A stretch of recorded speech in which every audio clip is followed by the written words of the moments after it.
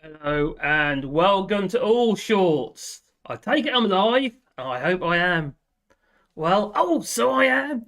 Anyway, let's see who we got here first of all. But before we do, actually, before we do, basically, I want to talk about the construction industry. You know, materials and trades, the lack of, etc. It's not all Brexit, no. Some of it's obviously COVID. But let's first see who is here. Oh, I know Glasgow's here because he's been leaving me sarky comments. I wonder if he's going to be late today. Well, only a few minutes. 4 minutes, that's not too bad for me, is it? I was on time last week, that I was. So, great, you've got a few people here. Okay, so hello, Gingers. Hello, Mr. Witt. Mo Green. Hi. How you doing? Kevin Hayes. Oh, he says, I don't know what's going to happen, but the scaffolding companies, roofing contractors are already flat out having problems sourcing materials. Now we have thousands of houses without roofs. Oh, that might be a problem if it rains. That's a funny handle. E1WOQF. Hello there. Matt Cockcock. No, mate Cockcock. Pardon. Oh dear. Oh, Glasgow. Brian Maguire. Hello there, buddy. Lucy Willis. Hello. Wim, Peter, Stuart, Chris Fisher. Hello there. Hey, buddy, to you too.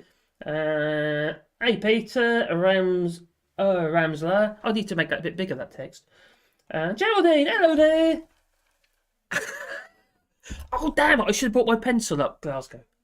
And actually, I got the wrong attire on today because what I was originally was going to do, and then I forgot, I was going to put my overalls on and a hard hat. The hat, just in case someone falls on my head. I hope not. And also got a chatty rat, Andy John Vidal. Yeah, it's right. Oh yeah, got my hat. Seattle. I didn't realise you in Seattle. And son of a Viking, hello, buddy. Hope you're well.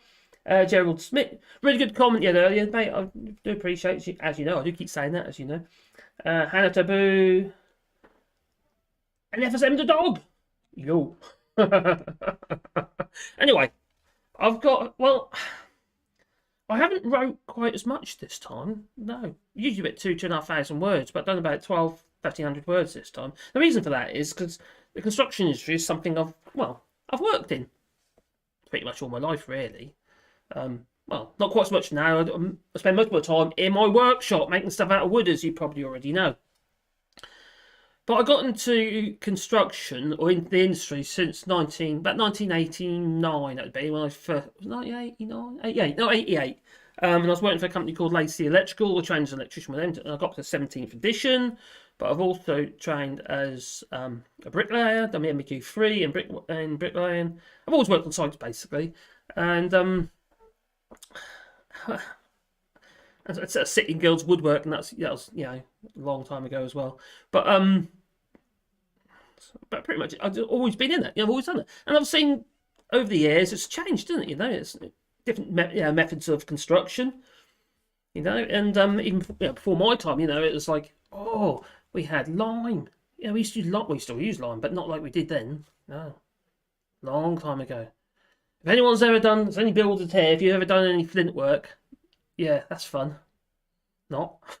You only lay about 3/4 at a time. Or the whole lot goes slump because it's got no absorption in the flint. You see, but things have changed. And build methods have changed, but in some ways for the better, and in some ways for the worse. For instance, like if you look at the older buildings, the footings, what have you, used to be quite shallow, but they were lime. The buildings could move, and they could move with the land, and because they're lime buildings with fired clay bricks, they could sort of like move the land, so you wouldn't really have like cracks appearing all over the place. And they get into the 60s, start using a lot more Portland cement for the mortar. You had rigid buildings and moving foundations, and they realised that wasn't such a good idea. And all of a sudden, you'd go down, and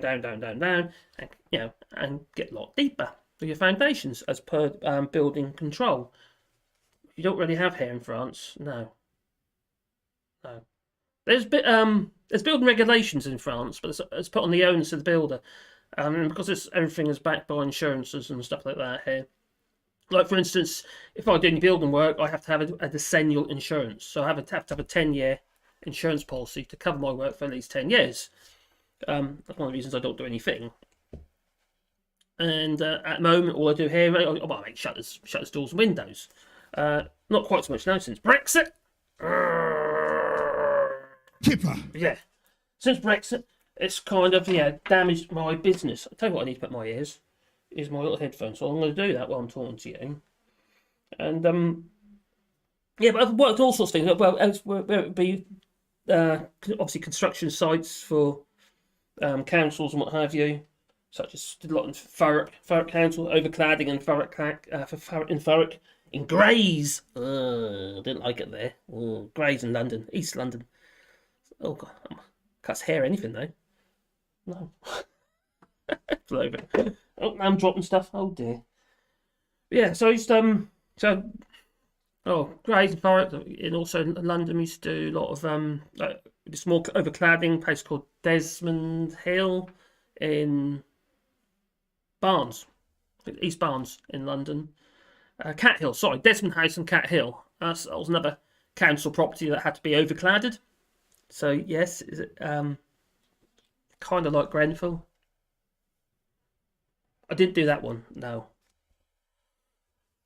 Although I did query a lot of stuff at the time, because where you had your block of flats, and you have a thing called your floor slab that goes through, basically. But you stand on your floor slab, then they build more bricks off that, and you get your next floor slab. Yeah, sort of typical, sort of small tower, and we have to insulate everything. Everything has to be insulated. Now on the brick, in between the floors, we do drop wall insulation, which is obviously it's fire retardant, so that's not a problem. But on the floor slabs, we have to use this stuff called it's made by Dow Chemicals. That's a really high, I think that's like K22 or something, sort of really high density polystyrene, and we have to attach them to the floor plates.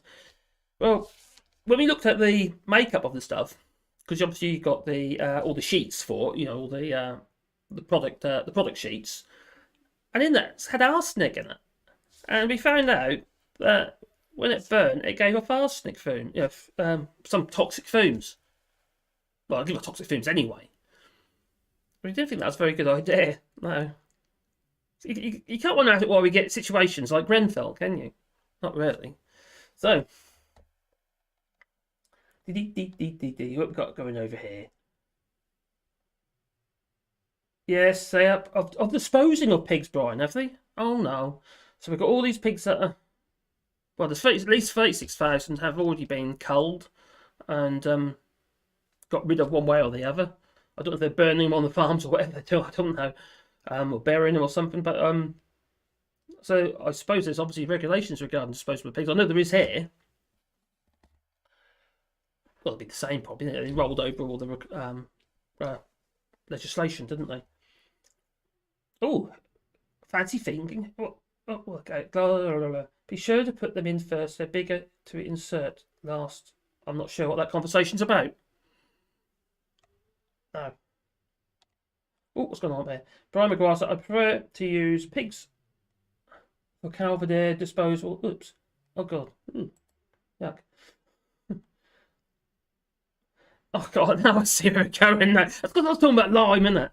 If people been watching Snatch, I think they have. You ever watching Snatch, didn't you? You want to dispose of bodies. Oh, shouldn't say that on here, really, should I? I'll be, Anyway, using lime, like on Snatch. Yeah. No? Bricktop. Oh, dear. Yeah. Can't go TYMCA. Huh? What? I'm getting confused now. The problem is I'm going backwards with the chat, you see, and I've gone from the bottom to the top. It's really from the top to the bottom, really, shouldn't I? But I get, everything's back to front, so you get kind of a, you get the wrong end of the stick that you can. So what's going on down here?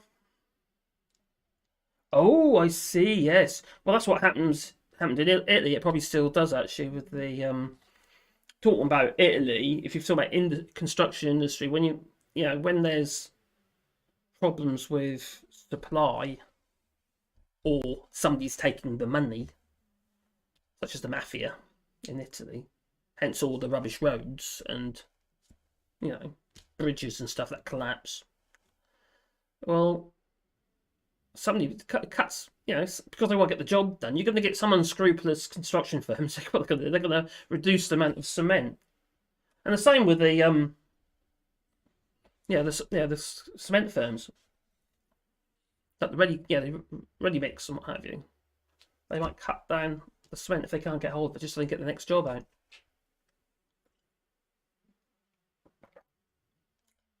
Going all Fred West. It's a little bit going a bit kind of Fred West, isn't it? We're going to bear in the patio next. How come we're talking about disposing of things, of, you know, people? That's better one. That's a better idea. Yeah, Keith Bennett. He's changed the lime cordial. That's a better idea. Yeah, we're talking about like slate lime and stuff like that. But that's all this stuff is becoming very hard to get hold of. But also, with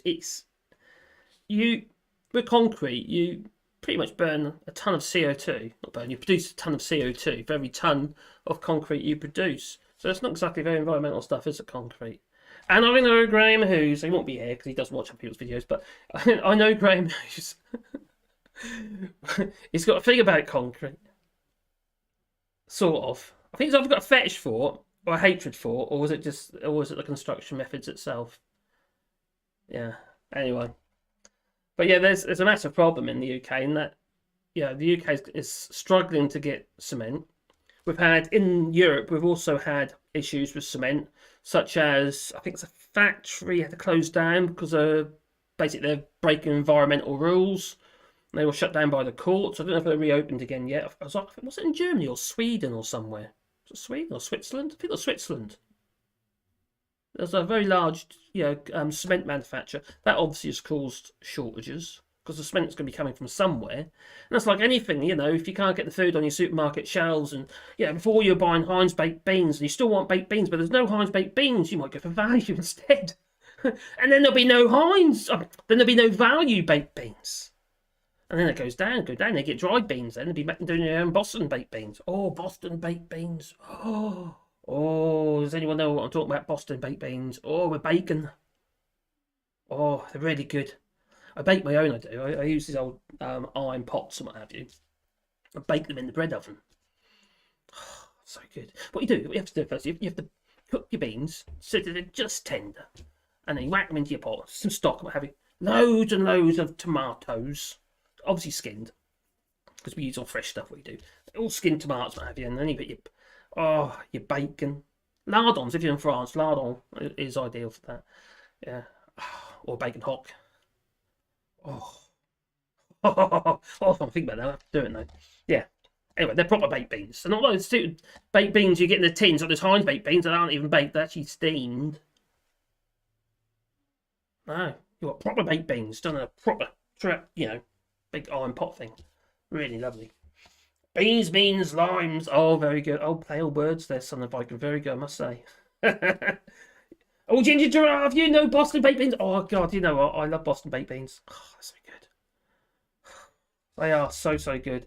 But not very healthy, though, because you've got a lot of fat in them and stuff as well. You just add all the bad stuff in because it makes them taste better. Has the Loctite PM gone? No, not yet. Oh. Heather Hanks says she's got a great Labour councillor who lives around the corner. When their drain outside got blocked up, he reported it for me, and it will take me to get it off. I'm sorry, I don't understand. Have I missed it somewhere? Have I missed a plot here somewhere? I think I might have done. I usually do. Bayer Berg has said, I think someone needs to educate Bayer Berg. He's heard that UK cement grows on trees. Did the Brexit air tell you that? Kipper. Maybe. Oh dear. Just a bit. We're all waiting for the results. Do you actually think anything's going to happen? I was hoping. I maybe I had my head up in the clouds with that one. It's going to get buried, isn't it? It's going to get buried under Ukraine. I actually think Boris Johnson wants this, threat. He wants it. It could save him.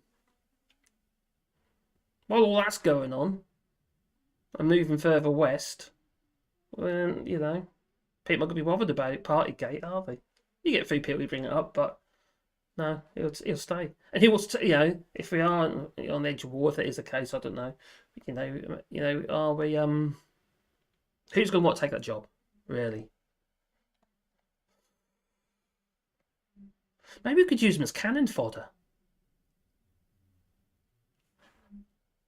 I hope so.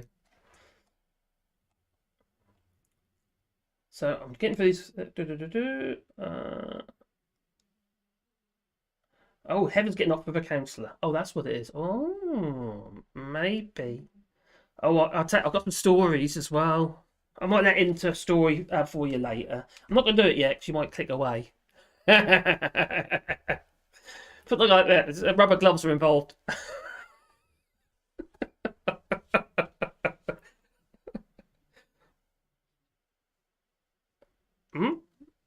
You want me to tell you now? You do? Well, it's tough to have to wait. Be patient. I'll tell you later. Anyway, so I'm trying to get to what I'm supposed to be doing. I'm jabbering on it, aren't I? I'm not getting to the point. Anyway, let's get to my little scripty bit, shall we? Let's get to my little scripty bit over here. There we go. Construction. Oh yes, materials trade and Brexit. Now, since we've sort of come out of lockdowns and what have you, all of a sudden everybody wants their jobs done, don't they? Stuff gets done. They start booking their builders to get their extensions. I thought, I quite like working at home. We need it. Well, let's have an office. Yeah. Save some money as well. Won't have to travel to work. Won't have to travel to the office. I won't keep spending money in the coffee shop, so they're not doing very well, are they? I can make a fortune and we go on holiday with the savings. But first of all, let's invest and build a substance extension, maybe a loft conversion or that. That's basement or whatever. And that could be our office or our workplace, whatever you do. So, as a result, obviously, there's more construction going on. Now, house prices also is around 2021. Rose around 8.8%. I don't actually think that whatever happens, I don't think we're going to see house prices decrease because there's such a shortage of property in the UK. And there's a shortage of land to put the property on. You take your land away, but build property on it. You've got nowhere to grow your blinking food either here. So you could be importing more from Ukraine. Oh, maybe not. You could be importing more from Australia and New Zealand and places like that. 50% of the UK's food comes from Ukraine.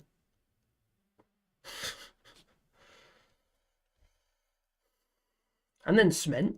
And steel. No, steel and chickens. That's it. Steel and chickens. That is a big worry. So, yeah, and across the UK, 38.7% of all new builds are now being sold subject to contract or under offer. There's a 9% jump compared with June 2021. So, other people obviously, adding to existing properties. If they can, they're moving on and finding another property. You can when your property market increases. It has here. My house has increased in price as well in the last couple of years. And house prices in France are generally fairly stagnant, really. Unless you're looking at, especially this type of property, because houses like mine take a lot of maintenance. A lot of people don't want them. Well, they do want them, but, the market is much, much smaller. Now, infrastructure projects have also been boosted by recent government announcements. Apparently, I got problems with that one. Anyway, including the launch of a new 12 billion infrastructure bank and 4.8 billion levelling up fund. And cutting a great big chunk off the HS2 to Liverpool. Yeah, that's great, isn't it? And regenerating town centre. Remember, this money hasn't been given out yet. This is just at the moment. Until they've actually got it, I consider that as hearsay. And also, levelling up fund. What about the fact that these areas have no longer got the regeneration grants from the EU now? Like, Wales, for instance, they lost $1 billion over 3 years. Well, just under $1 billion over 3 years. That's what Mark Drakeford says. And because they were getting about 340 odd million a year, and now they're only getting about 40 odd million a year. 45 million a year they've been awarded. 45 million for the last year. So, you have accepted the truth. Oh, got super chat. Did you like that? Did you hear that? Was that good? No? Okay. So every time if I get a super chat, you get Darth Vader. So you've accepted the truth. Oh, cheers, Alexis. Much appreciated. Hey, to you too. Oh, God. Primer glasses. Russia better not invade Finland. Look what happened the last time they did. Very expensive. Oh, Pirate victory. Hello, number 3. I hope you're well.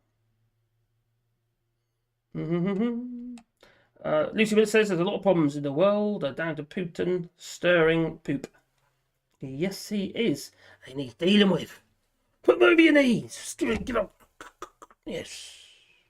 He's only little. Well, so am I. Oh, that way. Maybe not that way. Although I'm still losing weight, so that's good.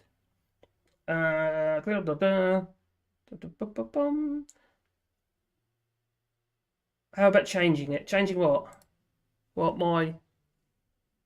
What's it? Changing what? Yeah, Brian Maguire says $1 billion. That's short change. Referring obviously to the loss to Wales, but it isn't just Wales. It's also Cornwall as well. Every area is losing big chunks of money because the UK government aren't. Well, they're not doing what they said because they promised that they would. They'd be matched, if not better. That's what they promised. Oh, there, let's go. Cheers, buddy. Hiya. How's all? So, I am your you have father. accepted the truth. Did you get that just to get Star Wars? To get Darth Vader? Oh. So, look. Hello, Lee Corn. I hope you're well, buddy. Evening to you. To Wally de Bois. Wally of the Wood. So yeah, so my point was is that they're saying they're giving all this money in one area, but in fact they've took it out. So they're basically robbing Peter to pay Paul, aren't they? That's what they're doing. It's all about how it makes them look. So they might be giving a similar amount of money, if probably less. But they're it's all about how do we make ourselves look good. Oh, I know. We'll take some money away from they won't say that, they won't notice, but they did. And we'll say it's levelling up fund. Or something, they're just juggling, constantly juggling. And then it's whether or not they actually get it. So where was I? Now, the private sector demand for construction has also been fueled by increased need. Well, warehousing space, etc. There's a bit of a problem in the construction industry in the UK, and a bit here as well, actually. A lot of firms, they're not buying toilet rolls, no, they're buying timber. And they're stockpiling. When they can get it, they're getting it, and and stocking up. Now, this is obviously, there's either warehouse space or yard space if they got it. So that capacity gets reduced as well. Now, commercial property investors are increasingly confident they are. Oh, are you ready? Funding speculative builds of big box warehouses and successful letting them prior to construction completion. So the more house building we've got going on, people might be moving from property. They've already left their house. They need their stuff to go somewhere. So it's all part of it. It's a chain of events, isn't it? And it's kind of like all this stuff has to happen. It all happens for a reason. And money exchanges hands. Now, the challenge for the sector is that demand is dovetailing in two growing problems. Construction skills shortages in specific trades, from electricians to HGV drivers, and supply chain disruption. Now, I've noticed it for decades, actually. There's less and less people, especially youngsters, going into the construction industry. So, you have accepted the truth. Okay. It's what? Glasgow, cheers, but I got another one from Glasgow. Marcus and Terry Pratchett, never seen in the same room. Conky dink. Cheeky. Cheers, buddy. So yeah, where was I? Yeah, that distracted me. It's distracted me. I forgot where I was now. I was talking about there's a shortage of construction workers. So the sector has traditionally relied heavily on EU workers, but you know, I'm sure people who've worked on a building site have heard it before. Those pesky Polish taking all our Coming jobs. over here, taking our jobs and our women. That they did. Oh. I was employing some. I was part of the problem, I suppose. But was it a problem? I don't think so. They're some of the best workers I had. You know, and it's crazy. It's crazy. Their English was better than mine as well. Like we did have one who didn't speak any English. He was an agency worker, but he was still a very good worker, mine. He was a nice chap, but they didn't really make him to us because we just teamed up with somebody who did, so it wasn't a problem. Brilliant bricklayer. Anyway, so we were relying heavily on EU workers. We lost them because obviously older numpties put across in the wrong box that they do, and but availability of workers from the EU, pretty much that door's been closed in their faces. They obviously don't want to come anyway because of the atmosphere. In fact, I think the atmosphere might change on the builder sites because they're actually desperate for them. They really are desperate for them.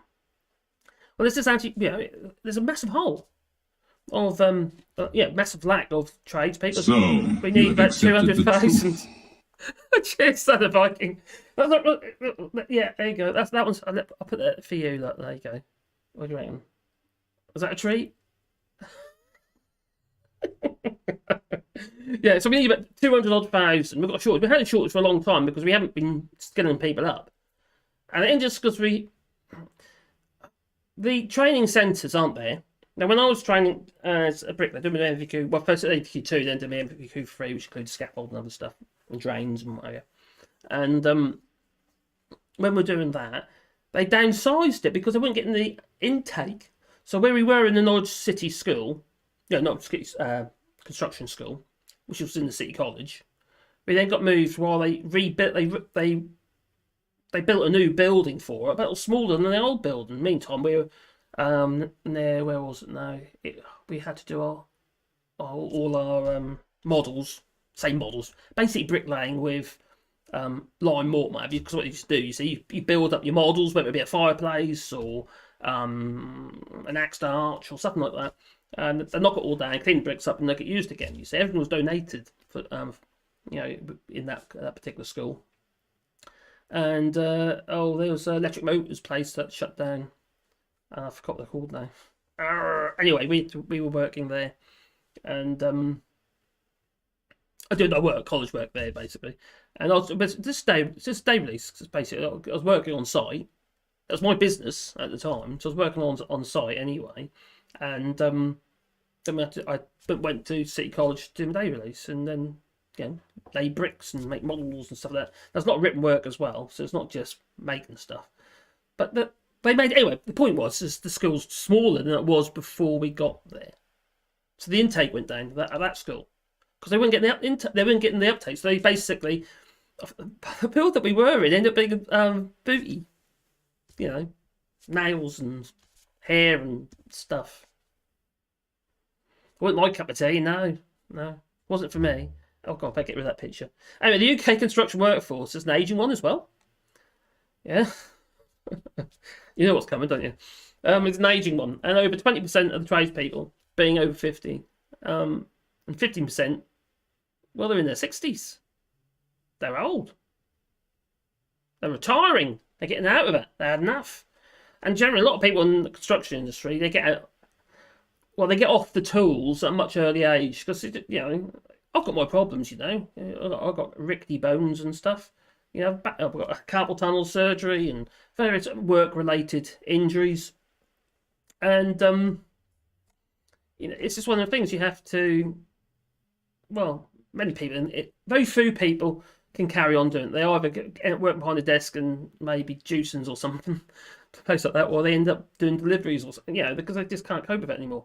It's hard blooming graft on site. All weathers, all year round, freezing bleaking cold in the winter and too bleaking hot in the summer. And it's hot, sweaty, sticky work. And laying bricks, oh my God. It's not so bad these days. We used to use glazer's gloves. And they're like cloth black gloves, elasticated gloves with rubber fingers. And you can still be things. They're not too bad, but they're known for glazers to handle glass. So we use those, and that way we kept the skin on the fingers. But before that, I were using those big old leather gloves. You can't feel anything in them, so really hard to work in. But you take your so you sod that, put it on one side. A couple of days later, you're literally down, you're bleeding on your fingertips because you worn the skin down on your fingertips. It's horrible, horrible. Then in the winter, you get all chapped hands. Oh, poor me. So yeah, it's hard work. And then if you're crikey, when I first started out doing that kind of work, we climb up ladders with a hod. So you got the thing on the shoulder, full of bricks up the shoulder, and climb up down ladders. Because when you were doing small works, we didn't have what you got on the sites. We didn't have teleports, like a forklift, like a forklift. To get a pack of bricks onto your first floor of your scaffold, you had to get them up there by hand, and that's handballing. So you got to handball them into the hod, and you got to handball them into your stack. It'd be sixes generally, because you've got 6 bricks. It's quite easy to push them together and hold them and plonk them onto your stack. You build your stack up like that, and then you get up there and start laying the bricks. And the thing is, because I was self-employed, and although we had people work for us, and I'm not used to flirt from one site to the other, quite often we'd have a situation where you'd have 2 little teams, doing a bit of bricklaying, what have you. But we can't get a labourer for whatever reason, or somebody's off sick or whatever. And so then I'll be obviously doing the labouring, because we've got to keep the site flowing. If you don't, it's costing you money. Anyone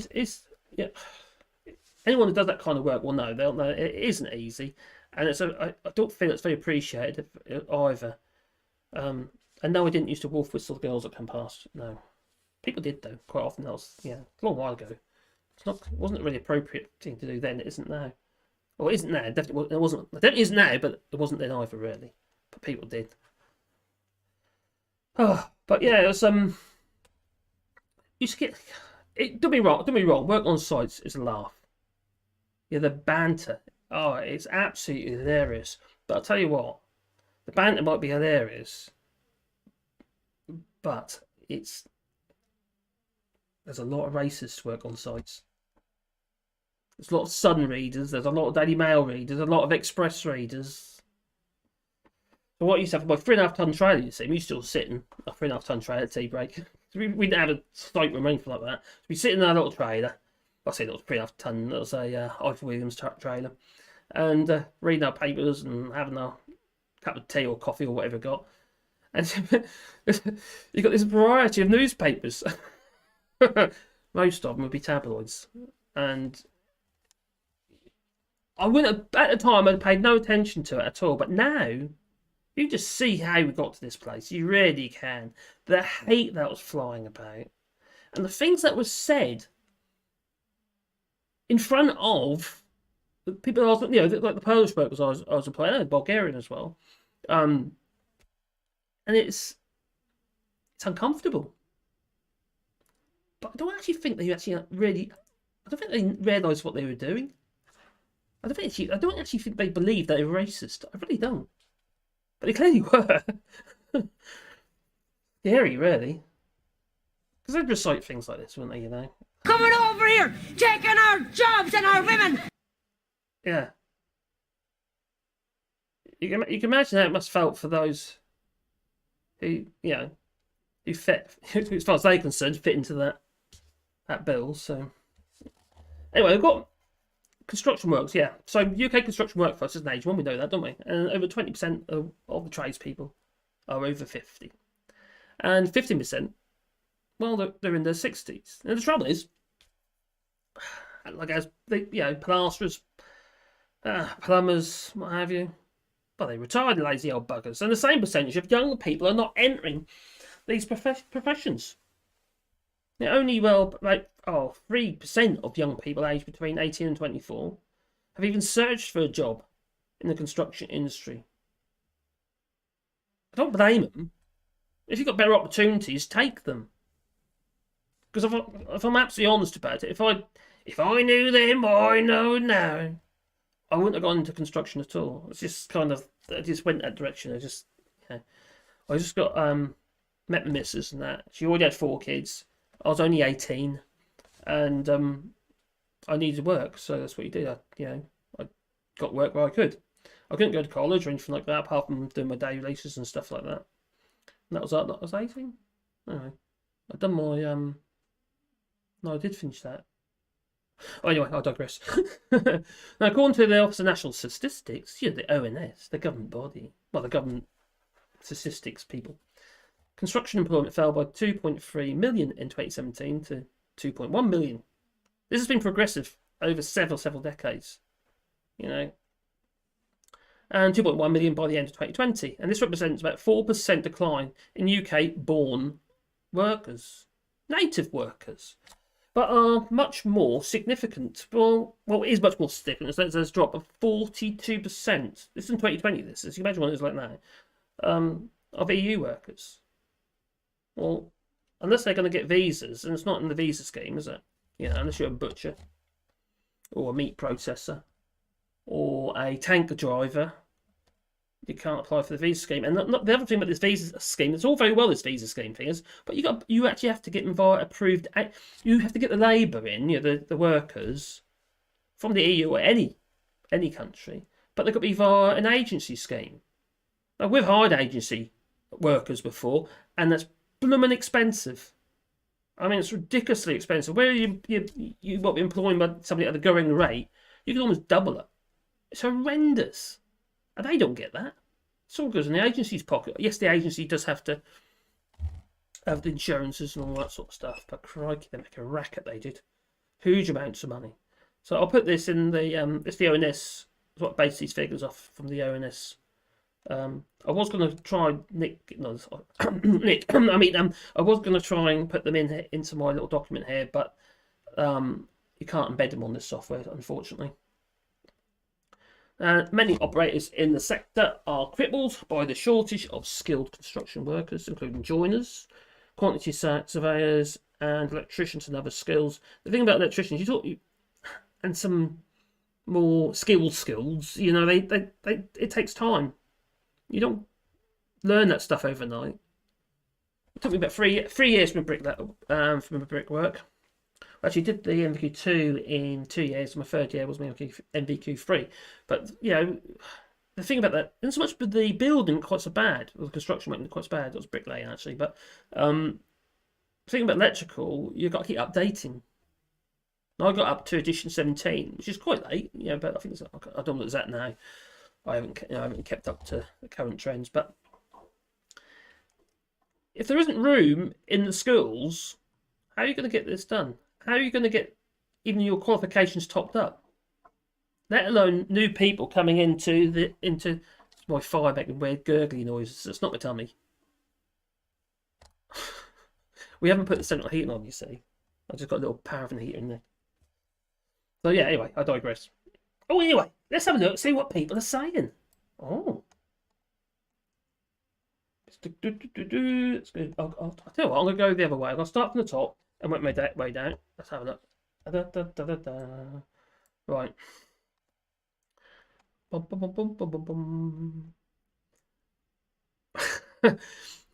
Oh, so Son of Argon said with his super chat, he said, "Impressive, most impressive. Obi-Wan was taught you well." Oh, need that one next. I've got a few actually I could use.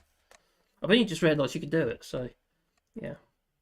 Any suggestions are more than welcome. So, oh, Lee Corn, he's late and he's catching up 2 times speed.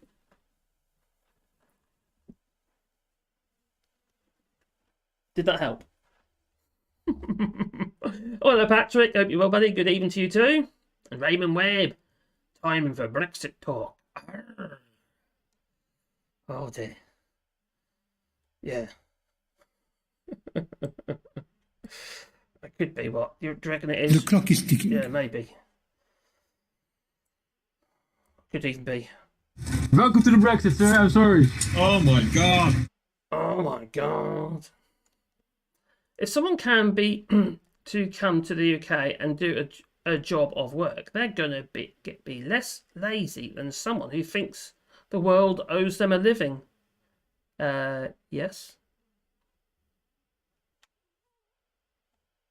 because they come to work in the first place. They're not going to be lounging around all day with half a pizza, yesterday's pizza, that's stuck to their butt, are they? Oh. And some of the people, crikey. I used to do a lot of remedial works on rental accommodations, and I might have mentioned it before, but it's a guy called Bob Gotts, and he had a lot of council properties, social properties that he rented to, to social work people, and some of his tenants, oh crikey, was horrendous. I mean, not sound snobby, that was just beyond belief. Some of the stuff. With one person who got evicted, actually just left. Actually, he destroyed the house, and apparently had this German Shepherd he kept locked up in the bathroom. God bugger. And when we went in there, the door, it's a usual sort of cardboard door with a egg crate type cardboardy stuff inside. It was just used to strip from the inside of the dog's been scratching the door, and chewed all on the bottom. Bottom was all chewed up, and but they're just full of poo, dog poo everywhere. It was just horrible. Oh, that was a nasty place. I just flabbergasted me that people are just that cruel for a start. Why would you want to live like that? Oh, anyway, hod carriers are built like. So you have accepted the truth. Oh, thank you much, buddy. Cheers. What do you say? Come over to the dark side. We've got cookies. Oh, sounds like something for like a Baby Yoda or something. He likes cookies. Yeah. Especially the calves. If you look at some of the well, when I was doing it, their muscles on their calves, so out they are, up and down those flipping ladders all day long. I'll tell you what, don't be wrong. I've got a bit of muscle. It's not all fat. Yeah, it's muscle on the face. Yeah, but it's all wasted away, mind. But yeah, it's just working on site all the time. A lot of lifting, digging, and stuff. That's just how it was. I'll tell you something. I was so glad when we got a little Tarch EX8 digger. That was a brilliant thing. That was. Son of Mike says casual racism is by far the worst form. I think you're probably right. Actually, at least you know where you are with something. If they do it to your face, then you can return the favour, can't you? But if someone's just talk behind your back and stuff like that, and you've got groups of people like that, don't they? Behind your back. It's cruel, actually. It's just cruel. Sorry, autocorrect. Average age for native UK truckers. Oh, okay. You said that. You obviously said something further up here. Okay. I heard an average age for UK truckers is about 60. Yes, they got a problem as well because a lot of them are retiring or are moving into the gig economy. I did a video about that yesterday. Was it yesterday morning? I did a video the day before about the truckers, how they're leaving the industry. Native British, UK, or British truckers, are leaving the industry. They've had enough. They reckon they've treated like poo. They're actually having poo in bags, so I've heard. Ooh, talking about poo.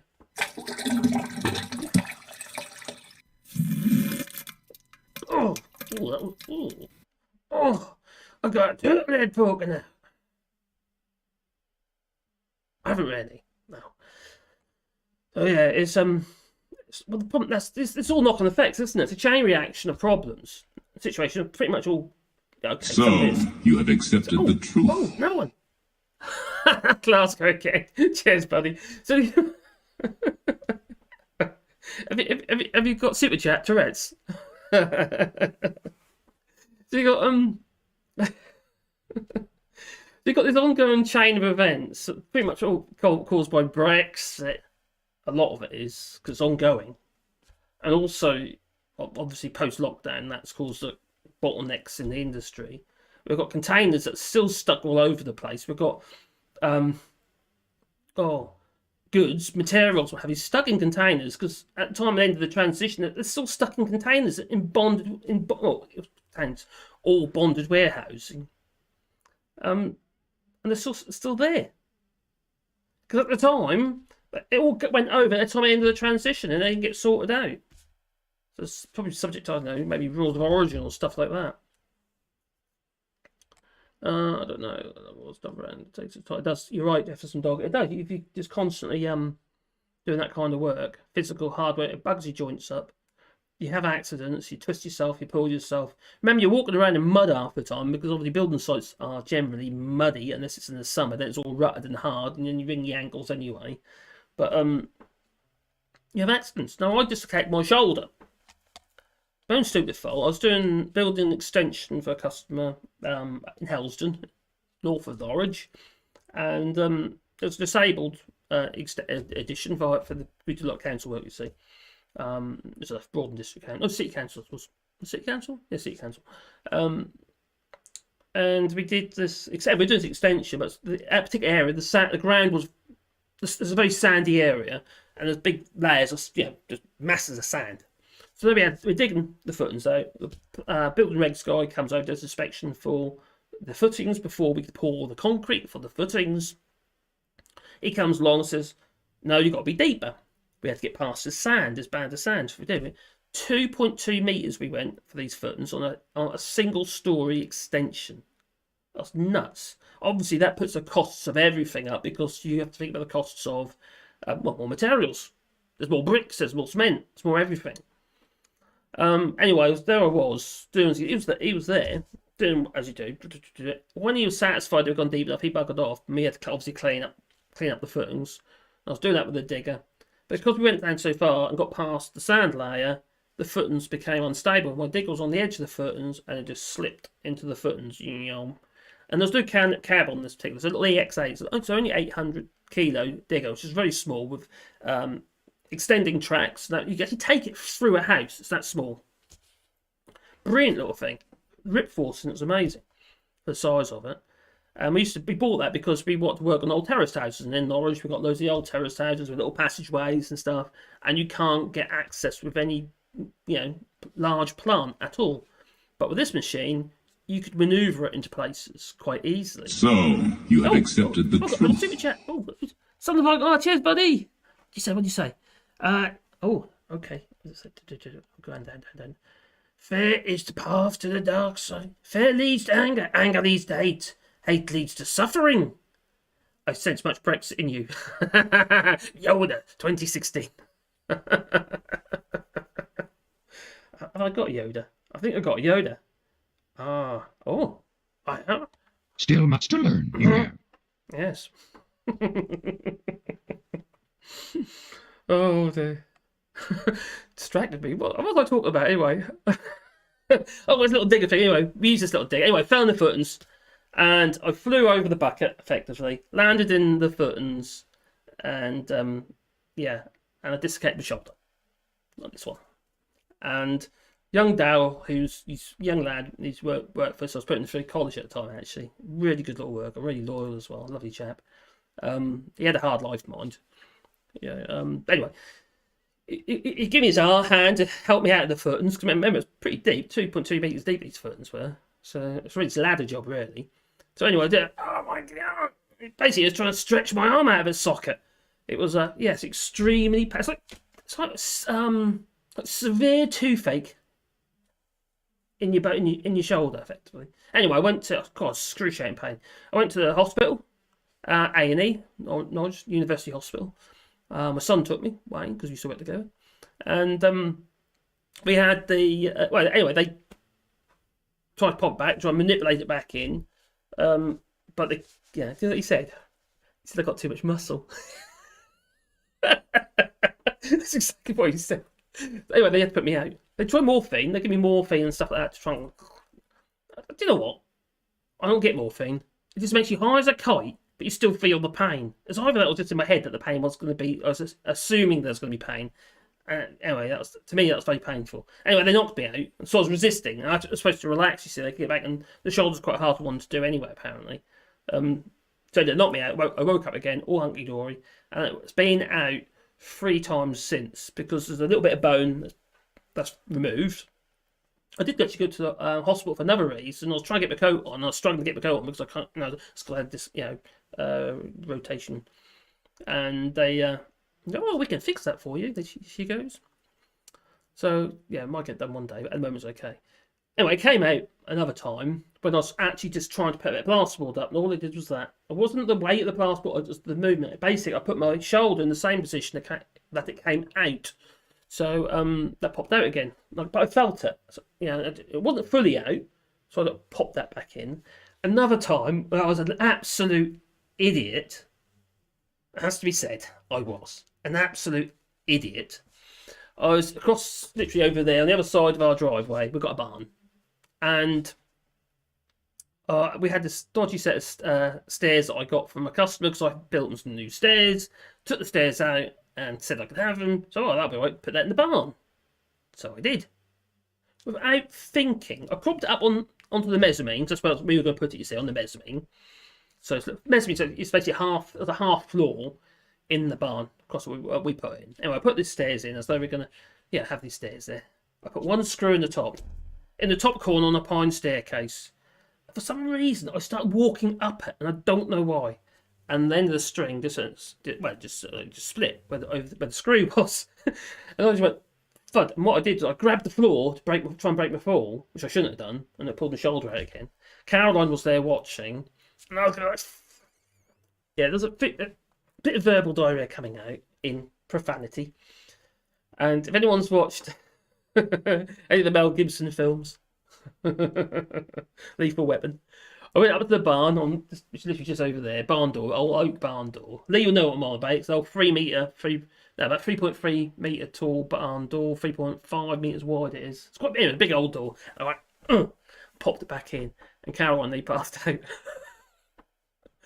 But it was instant relief. As soon as you get that back in, instant relief. So if ever, the quicker you can get a dislocation back in, the better. Because what happens, everything starts, stretching and anyway. I think I digressed somewhat. I suppose it's construction. I was fitting a staircase, but that's got nothing to do with Brexit whatsoever. Oh dear, I can't help myself, can I? I'm taking the tablets. I have the odd injection. Oh. Anyway, what are you saying? So,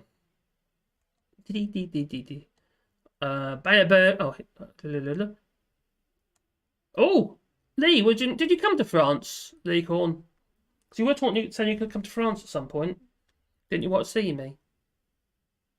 You're only down the road. Well, the other thing is, components for thingamajigs we need are stuck all along the supply chain. Not enough stuff is getting processed locally. Shipments from China take ages, and everything is out of whack. Now, I don't know where you are, Bayerberg. You might have told me before, but here in France, we've also got problems. We don't have the added problem of Brexit, though, I have to admit. I will admit, I will say that again and again and again and again. I'll be like Ariston. But yeah, so we have got problems. I'm having problems here as well. I'm making shutters for a customer at the moment. And although I can get the volet lamb, which are basically volet shutters, lamb's blade, so I can get them no problems at all at the moment. But I can't get... it's not a huge problem, so I can use something else. But normally we rip down floorboard and into strips of wood that we use for our braces, the diagonal pieces. No one's got it in stock. No, anywhere. Not the stuff that we use. They got the really expensive stuff, which is no good to us anyway, because it's engineered wood, and it's no good for outside. Engineered wood, it'll all fall apart. Engineered wood is basically wood that's all been laminated together. So that'd be no good to us. So I can't get that. So I can't get on with the job unless I find other wood, which I can do. But this stuff is. I was talking to my son Darren, the one who lives here in France, and he's saying to me, because he's been needing some for his house, and he'd be able to get it for 8 months. Normally, he was getting it from Rochechouart, which is over there, and that was okay for a little while, but he hasn't been able to get any since beginning of January. And the other place, Cusack, has been out for about a year, he was saying. I didn't realise. So that ain't great. So a lot of this timber materials all ending up in China. They're ending up in America. They're just not ending up here. And the other thing is timber exports within the EU, they're shared out, they're allocated, and needless to say, they'll be allocated to EU member states first and foremost. So unless you're in, an EU member state or in Finland or Sweden or somewhere like that, you're going to be short of timber, especially softwoods, which is obviously used in construction. And Douglas fir. And talk about Douglas fir.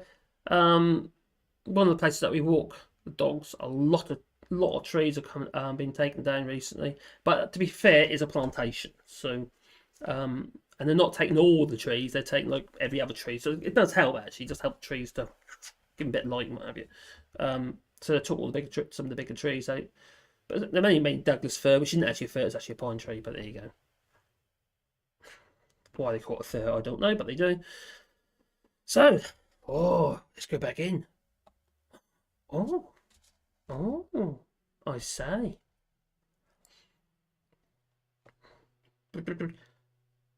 Yeah, so many operators in the sector are crippled by the shortages of skilled construction workers, including joiners, quantity surveyors, electricians, and other skilled trades. And skills training, yeah. Consecutive governments, well, we know they have failed to encourage to train fresh blood.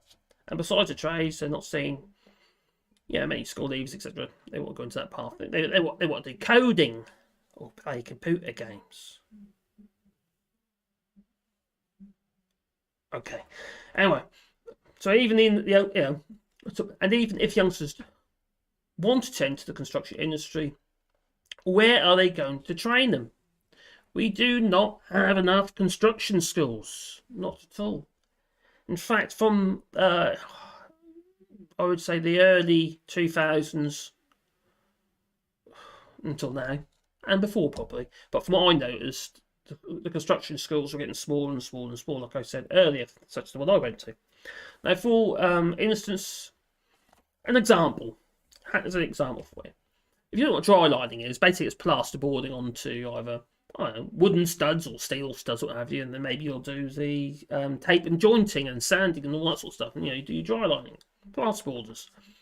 And in the UK, it requires around 1,200 skilled dry liners to enter the industry every single year, and 50% of them were from originally, obviously, from the EU. But since I know people put that across in the wrong box that they did, they pretty much closed the doors on. And so that means we need to find 600 more domestic trainees on top of the 600 we would have had to find before, because we needed 1,200. You see, that means we need to double our training centres.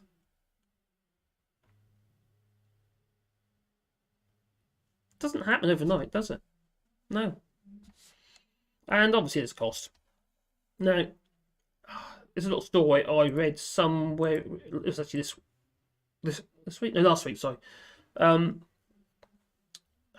one of the construction papers. I can't remember which one it is now. To be honest, I should have put a link in it, shouldn't I? Anyway, he's basically he's just got himself a £100 million contract. Pretty serious flipping contract, and now he's got a predicament because he can't actually get the skills. The tradespeople that he requires, and he's struggling to get the plan for the materials, and it's supposed to start next week. And £140,000 a week penalty clause in the contract. Now he signed his contract before actually the transition period, so to be I suppose he didn't foresee there's going to be such a problem. He should have done, but he didn't. So it's like, it's partly his fault, I would say, because he should really foreseen some of this. But on the other hand, it's going to destroy his company. His company's going to go under because of this, probably. Unless obviously the person who's got the contract with, they'll use it as an opportunity now.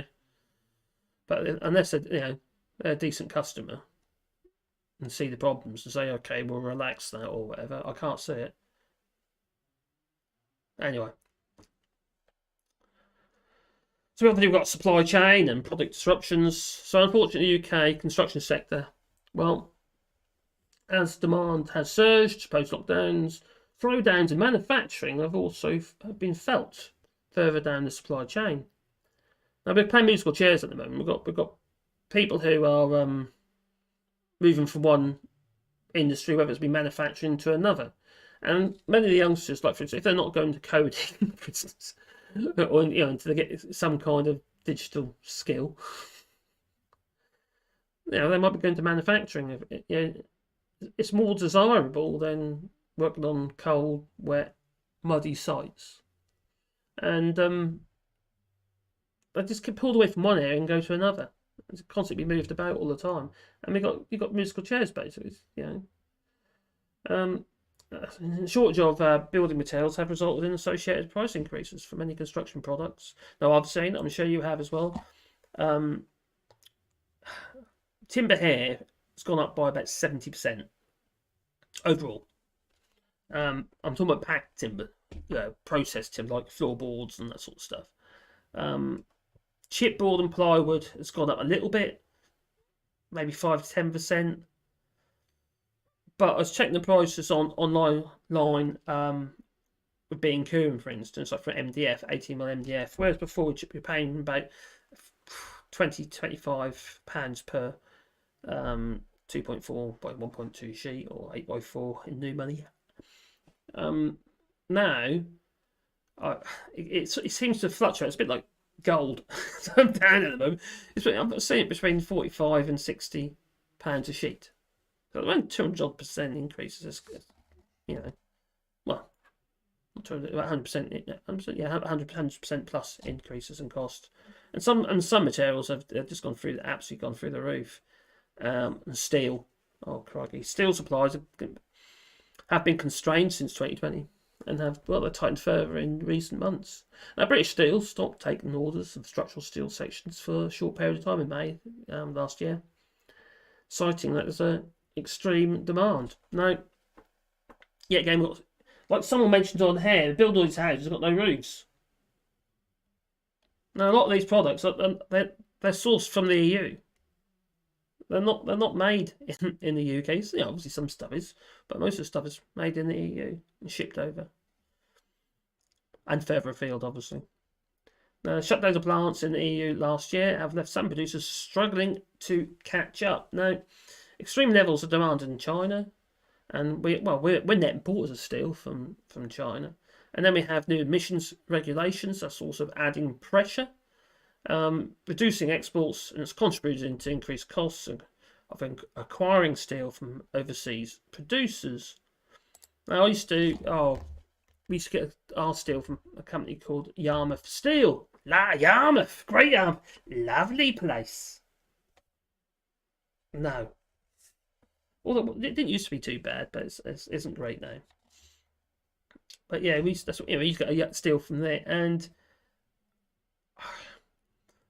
I bought 3 of these things, and it cost about £450 for 3 beams, and these were 6 meters long by 11 by 6 BSB beams, British Standard beam, or RSJ if you like, rolled steel joist, or whatever else you like to call them these days. They keep changing the names of them. RSJ is an old one.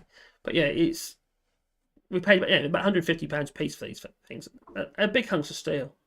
You'd have probably to pay that now for one. Everything's just shot up of late.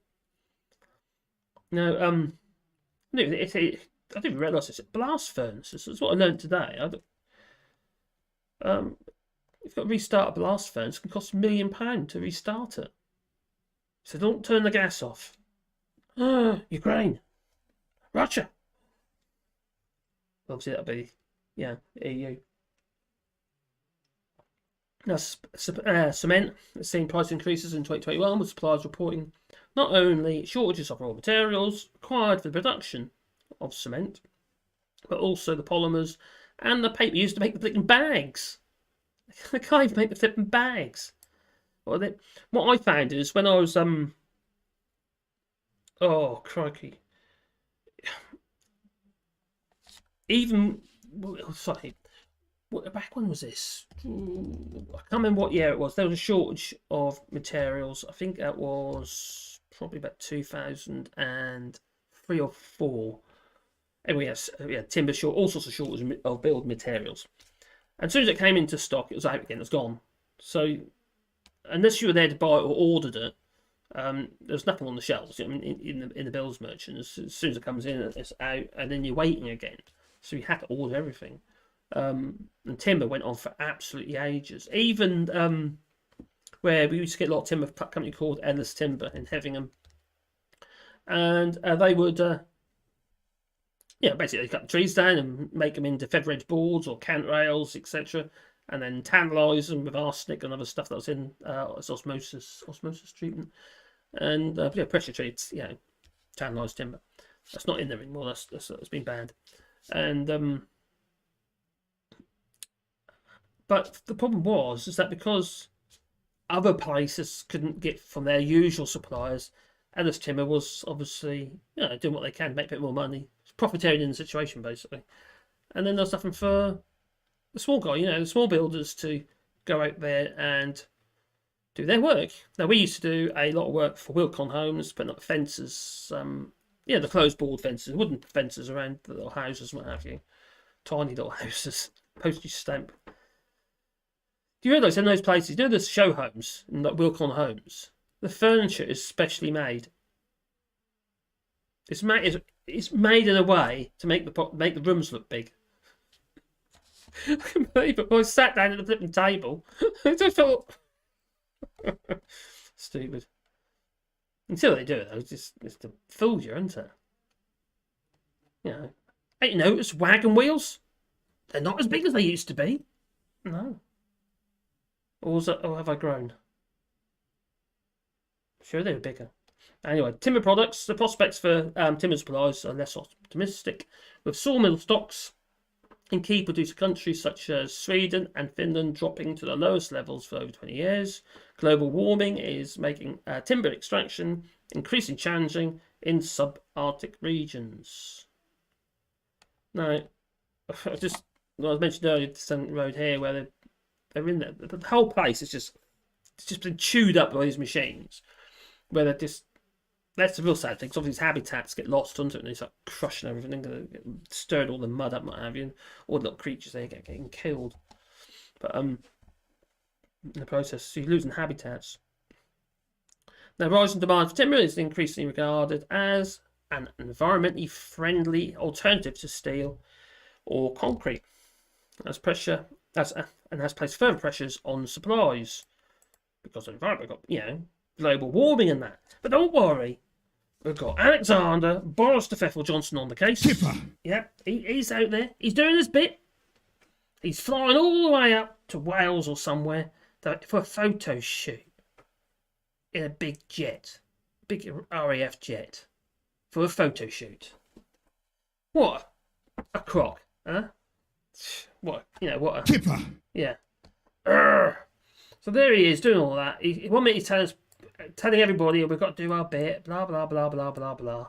All other countries and world leaders, all got to do their bit at the COP26, COP26, I should say. And now, there he is flying from. Oh, it's just ridiculous. I think he got a hot air balloon or something. Now, much timber is now arriving into the UK market, all pre-sold. Yes, it's already going out to the seller. It's all been ordered and going to sites, and it's always the big buyers that gobble it all up. All the small to medium enterprises. You have accepted the truth. Oh, cheers, number 3. All the what did he say? What did he say? Does hempcrete work? Hemp, lime, I think that is hemp. Yes, it does work. It's good. They use that quite a bit here. You got hempcrete full. Oh, they also use it a lot for render and that as well. Hemp is just used as a reinforcement because it's got high fibre content. But there are other materials you could use. You could actually even use stinger nettle. You can make rope out of stinger nettles.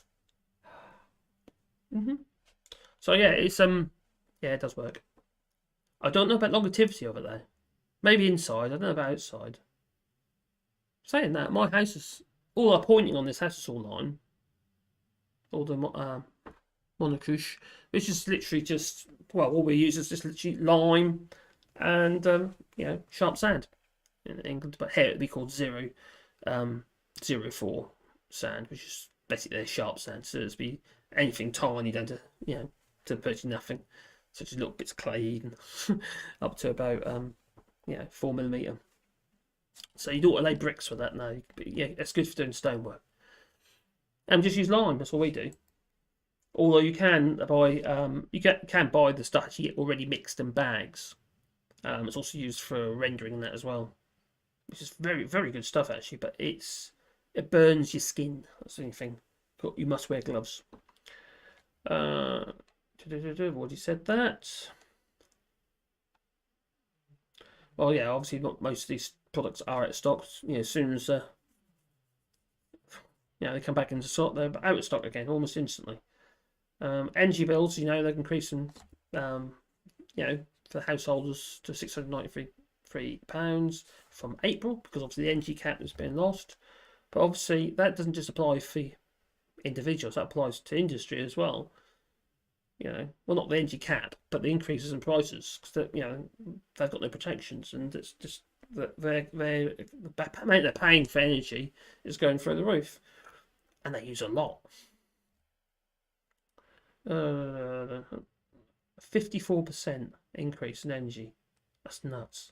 Now, this could put pressure on the construction firms due to energy-intensive industries, including concrete, steel and cement, passing on the impact of higher prices. In turn, those working on self-build, renovations and extension projects could be affected. The other thing about this is what I've noticed is that many of my friends who are still doing building work in the UK, this is Norfolk, and they go out there, they put the tenders out, or they put the feelers out, or whether they're getting their tenders via the Better Business Group or whoever, and or with past customers, recommendations and stuff, and they're not taking on big jobs anymore. They're sticking with the smaller jobs, or not even attempting to tender them, because they put a lot of effort putting tenders in, but because their prices have just gone through the roof, which means they've become more expensive, they've decided to they're just taking on smaller jobs, small extensions and reworks, renovations and stuff, and instead, because they know they can facilitate them and get them finished within a reasonable length of time, and they don't get no penalty clauses.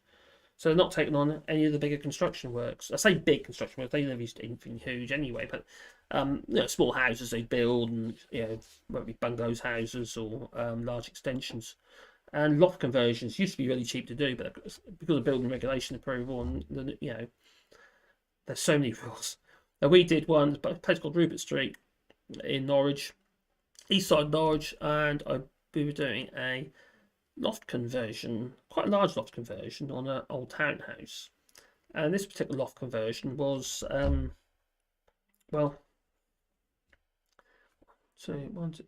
floor? Yeah, it's a third floor. The third floor? Ground first. Yeah, third floor.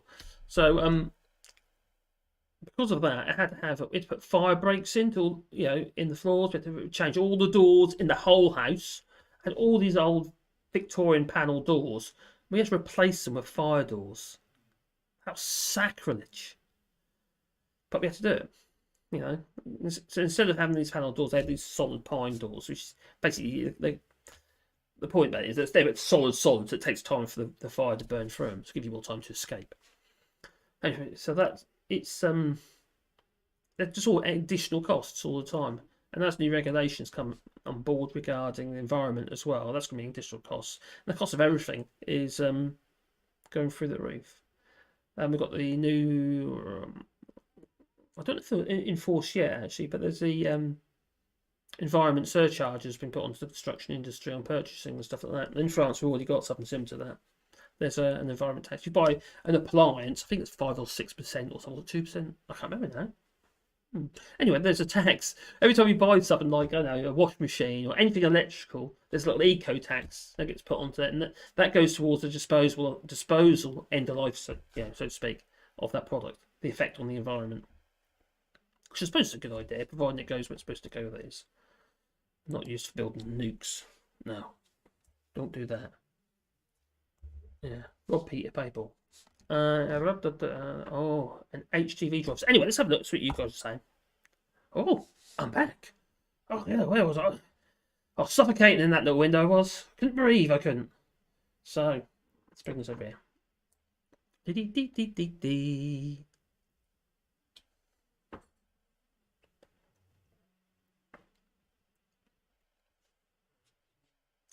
So the GFA, the Good Friday Agreement, relies on us being signed up to the ECHR. Really? Oh dear.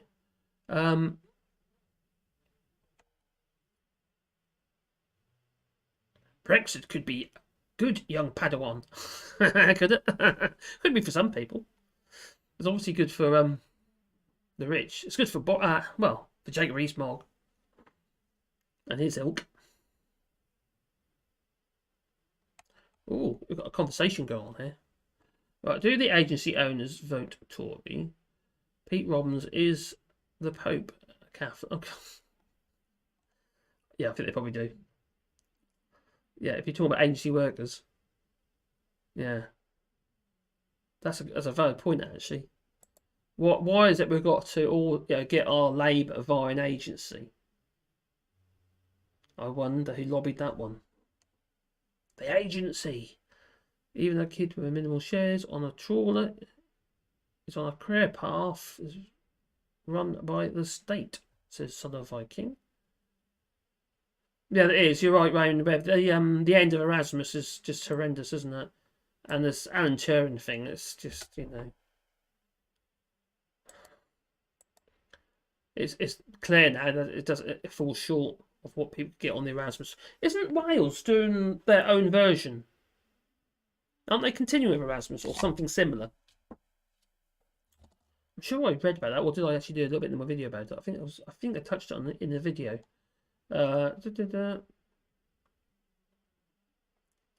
So Lucy Willett says, I'm from Hull, and I'm sure everyone was expected the fishing fleet to return post-Brexit. Which young person wants that job? That's a valid point, actually. Has anyone here actually been on one of these boats? I have. I'm a boating man. Not so much these days. I'm a bit landlocked here, but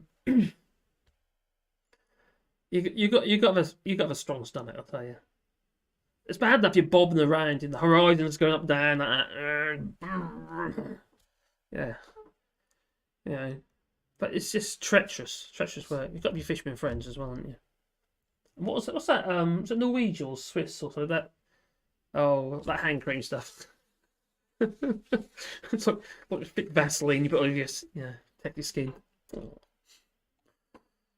The economic theory behind EU freedom of movement is to provide the labours for farming, construction, etc. And a budget. Yeah. Well, we see what's happening in the farming industry. They've also, well, they just can't get the workers, and as a result, they decide that if we can't put them in harvest the crop, what's the point in planting the seed? There's no point in sowing if you can't harvest it, is there? That's ridiculous. But you invest all that time and money into a crop, and it goes to waste. It must be soul destroying. I suppose a lot of them voted for it. Oh. Kipper. Yeah.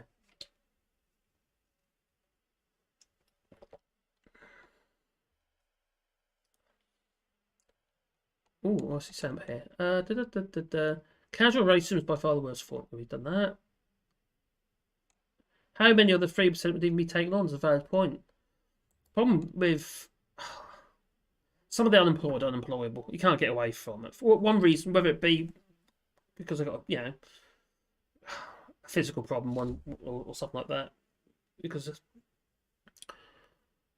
boss, he wants to get all those people getting PIPS payment at the moment into work as well, doesn't he? Not all of them. Obviously, it's impossible. A lot of these people are unemployable. A lot of these youngsters, actually, no, they're not all youngsters. It's unfair, actually. Some people who are unemployed are, well, they make sure that they're unemployed because they don't want to go to work. They're satisfied with what they get from the social and their council house if they've got one. Glasgow says the construction industry crying out for me is just not in an air-conditioned office for this tender youth. Oh, little sweeties, aren't they? Oh. To be honest, though, I don't blame them. Oh, dear. Anyway, lots of trades have disappeared among the younger population. Very rare for me to meet a young Northwestern European seafarer these days. Oh, are you? Oh, Brian, are you the? Were you come to France one time near a lake near me or something? Was it you? We were going to meet up, and I didn't get your message in time. Might have been someone else.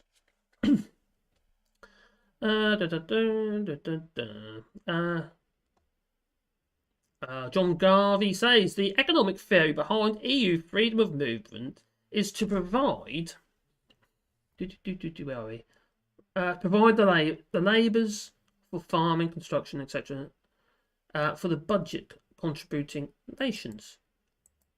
Well, each member state was like they're like a sump of workers, weren't they? If one country has, a supply problem, so to speak, and you need workers, those who has a surplus, well, those workers could migrate where there's work. If that makes sense, yeah. Everyone's a winner. We get the jobs done. We get the roofs on our houses, if we get the materials, it is. Something in response to Brian Maguire. You'll still meet a fair few Norwegians doing it. Even a kid with minimal shares on a trawler is on a career path run by the state. But you've also got something like, what about the, oh, you know this better than I do, to be honest, but what about all the super trawlers, what have you, where you got everything's done on the ship, all mechanised on the ship, the fish going one end by the nets, beam trawled probably and destroying the seabed, which is a lot of environmentalists now, they're kicking off. And then goes into the ship and it gets all processed in the ship and it comes out in little packets. And also, many the Scottish fishermen, they keep going on about how the Scottish fishermen are doing well with the salmon at the moment. Most of them they're landing their salmon in the EU. They're not even going to the UK and being traded in the UK. So that's a lost trade. So that Ian Peaks up north, where he was a Brexit poster boy for Nigel Farage, yeah, and now he's complaining, and he's out there. He's been interviewed several times where he said, "If I'd have voted Remain." That's what he said at the time. He's telling us it's all poppycock and a load of kajibas, bolts, yeah, and now he's suffering. Well, his business now is relying on internal trade. The problem with any internal trade, it's a circular economy. Money just keeps circling around and around and around and around. It stays within your own island. You need to trade with the world. You need to trade with your closest partners, preferably. But it looks like UK will be joining up to the CPTPP. So obviously, I reckon that Justin Trudeau is getting his own way, which means that we're going to be eating hormone-injected beef in the UK. At the moment, it's banned. So I bet you that's going to be relaxed. I bet you. That's going to be relaxed. So, yeah. I can't tell how it's going to work. He was quite adamant, Justin Trudeau, about that. Which means you're not about to export anything to the EU anymore. No. So I also got here. To check you out, says, do the agency owners vote Tory? Yes, they do. Esther Witt says, it was a move financial and tech industry and quit focusing on manufacturing and other manual labour jobs. Many forget. I don't know if they are actually not focusing on manufacturing. Manufacturing become more and more automated, so less and less people are needed. So although we could argue, oh my God, these all the machines and automatizations taking these jobs away, but when you've got the people anyway, it's not really an issue. It's an opportunity to take that route, isn't it? Don't build stuff anymore. It's just not so. Just if not more important. I recently heard that Dominic Raab drew England out of the Human Rights Act. Yes, he was trying to rewrite he was redoing some. Oh, what would you call it? What do they call it? Anyway, he's creating little bits of law that allows the UK. It's basically legislating to allow the UK to ignore the Human Rights Act if it's detrimental to the UK. Your rights, if you're in the UK, that is. So it's not great. Which also means there's going to be problems with potential sanctions against the UK. That'd be funny, wouldn't it? Maybe. But we are special. That we are.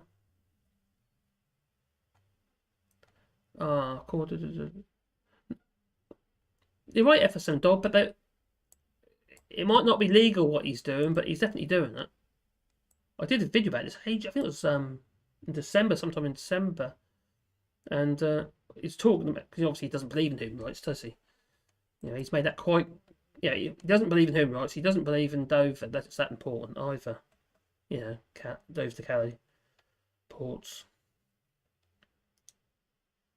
You're right, let's do it. They're snobby towards those that do manual labour jobs. Now, we used to rent a building in the UK, basically an old barn from Caters, who big farmers, and he's very posh. Oh, yeah, he was, yeah. Yeah, he just sticks a little finger out of that all the time. He's a little glass of wine or a cup of tea or whatever it might be. He's a horrid little man. He reminds me actually of Jacob Rees-Mogg. Actually, he was Jacob Rees-Mogg. Blimey. Oh, crikey. That, yeah. I was counting my money late one night. Sure of it, no? Cater. He owns about a square mile in Kensington. I think he's actually linked to royalty as well. One of these got COVID. Oh, the Queen's got COVID. Son of Oakland says, Corny88, yes, he wants to change the current Human Rights Act to what he calls the British Human Rights. Which literally just strips away your rights. He's thick and dangerous, yes. Isn't he a lawyer? Dominic Raab, he's actually a lawyer, isn't he? Because he's writing these things up himself, isn't he? Or you've got people doing it, I suppose. He's thick and dangerous. They don't do anything, these lot don't do these Tories.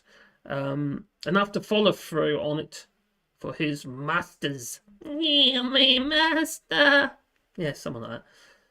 For some dog says the Good Friday Agreement, or the Belfast Agreement, relies on us being signed up to the ECHR. I have said that before. Oh, Lee says he thinks he's only 6 minutes behind now. He's catching up. Have you caught up yet, Lee? Heather Hanks, don't forget, like, oh yeah, don't forget to like. If you haven't done so already, that'd be much appreciated. So, how was the holes, Lee? We got that far. I'm trying to stuff the top and work my way down, you see. I wonder if I'll catch up. Maybe.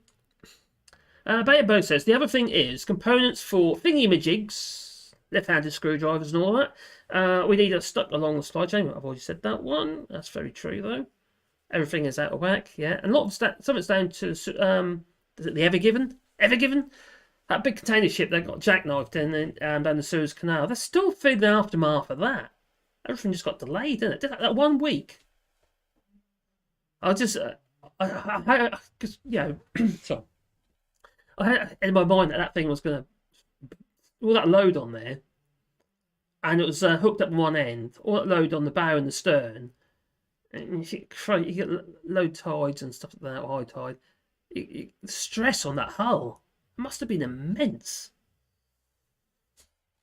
It wouldn't have been good. That snapped in two, would it? That would have really scuppered the container shipping industry. That would have been. We'll be feeling it for years. Oh, there. I suppose we think to be washing up onto shore as well.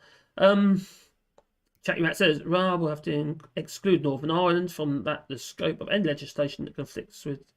Yeah. Yes, because Northern. Yeah, because the NI protocol, isn't it? Isn't human rights? Is that within the? Is that? Because some things aren't contained within the Northern Ireland Protocol, is it? Is human rights in the Northern Ireland Protocol? I don't know. Lee Corn says, Glasgow Kids, pretty quiet. Weather was better than here. Got stuck at Calais. You did come to France, you bugger. You didn't tell me. You told me earlier, but we didn't meet up. Why didn't we meet up? We could have said hello. Hello. Where was I? This has jumped up. Some mechanisation. Joe Marios says some mechanisation is not possible here. You can use mechanisation to harvest olives, to produce olive oil, etc., but it harms the tree and decreases production. Have you seen what this is? I'm not sure what the machines you're talking about. But quite often they have this big thing that goes around, like a big umbrella going underneath the tree. They literally shake it. The machine's going to do the tree a world of good. And then everything falls off the tree. It's quite a clever way of doing that. You know, I suppose it.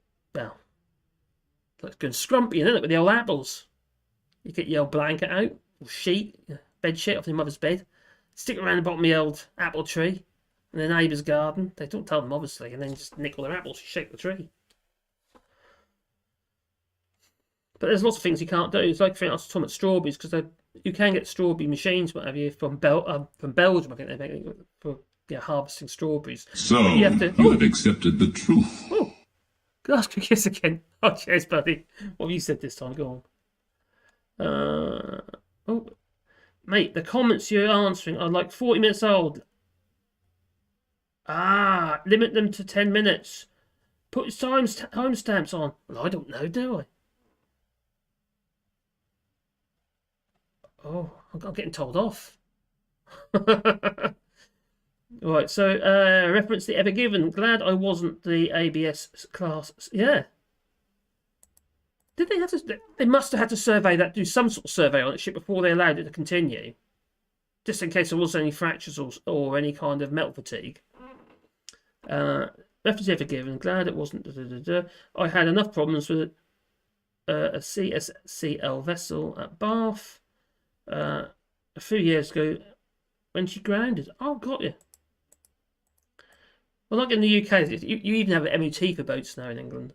You have to get a certificate of what it's called now, like a safety certificate. I think it's called a safety certificate, isn't it? Yeah. So you have to put you have to get a safety certificate on your boat, make sure it's worthy. Like checks the gas and all that sort of stuff, so you don't kill some poor bugger. It's a good idea. And boats used to have like petrol engines in them, and they were really bad news. They used to explode because all the fumes go to the bottom of the hull, you see.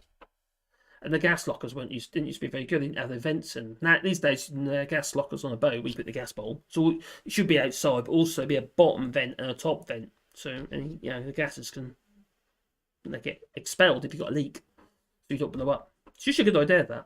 Who wants to blow up? Mike Pody says that human rights were supposed to be part of the Good Friday Agreement, as was the Irish Language Bill, and it failed to materialise. Oh, I see. Oh, okay. Reference the Ever Given. Oh, yeah, you don't know. Shake the trees. It's one of the dumbest ideas yet. Instead of having a tree that lasts 3 generations, at least, it lasts only 3 decades, it seems. Yeah. If you imagine the fractures you're creating in that tree. Bugs don't like it either. They will fall off or get a headache. Just had a panicking cat jump into my arms, held pretty hard, and oh, because it's hailing. Got a scared cat. Okay. Glasgow Kiss. Here does Glasgow. Not only water, but also renewable energy. Let's hope Scotland will free itself from Westminster and earn through that. Yeah. Well, you know my views on that. I wish it wasn't the case. I don't want Scotland to leave, but I understand why it has to. I wish Scotland didn't feel it needed to, if that makes sense. But I understand why they do. Because they're treated like muck. Bird Nest Rat Fest. Oh, that's a name. You're telling us the same Brexit nationalists stole a treasonous amount of pounds, plus furlough and traceable billions. Is there anyone still on furlough? Didn't that end? In South Northern Ireland. Oh, did someone say it's heading my way? It's over Antwerp now. Oh God, no, I hope not. Right, Glasgow says Scotland has 61% of UK waters. I think it may be an issue. What's that referring to? 61% of UK waters. Really? Oh, I see. Are you talking about the oil fields, gas fields, what have you? North Sea gas. That'd be Scottish gas. Indoor cycling revolution says Jacob Rees-Mogg is a perfect example of a suit wearing a man. He doesn't carry that suit very well, does he? He just, yeah. He needs building out a little bit, doesn't he? He looks ridiculous. Doesn't even look like a good suit. Does he get his suits tailored? Because they don't look like they're tailored, do they? Can you imagine actually? He's not much of a frame of a man, is he? He's just not much to him. Not like me, of course. But obviously you knew that already.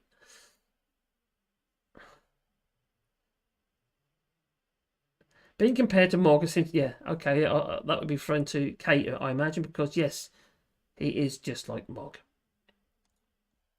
So what we're going to do, yeah, regarding the construction industry, we can't get the materials at the moment, and that at the moment is going to. Industry is saying it's at least 6 months, but I think it's going to be for the foreseeable. Because nothing's been done to rectify it, is it? We've got so many problems, and so many more problems coming along the line. Some things regarding imports and exports haven't been fully facilitated yet. Some things are still slipping through. And then we've got, obviously, rules of origin anyway, and we've got new rules coming. There's going to be so many... There's so many... problems, spanners in the works. It's just, it's a compounded issue. It's just like a perfect storm. It's just going to increase and increase and increase the problems regarding the construction industry. If you can't get the labour, how are you supposed to do the work? And if you can't get the materials on time when you need them, like someone was saying earlier about you've got no roofs on the buildings because you can't get the timber. We need to be looking at other ways. I think other types of building construction, and not necessarily on site. Now Glasgow probably know what I'm talking about in the sense of pre-made. I think you've been building one recently, haven't you, Glasgow? Pre-manufactured, prefabs, prefabricated buildings, or pods.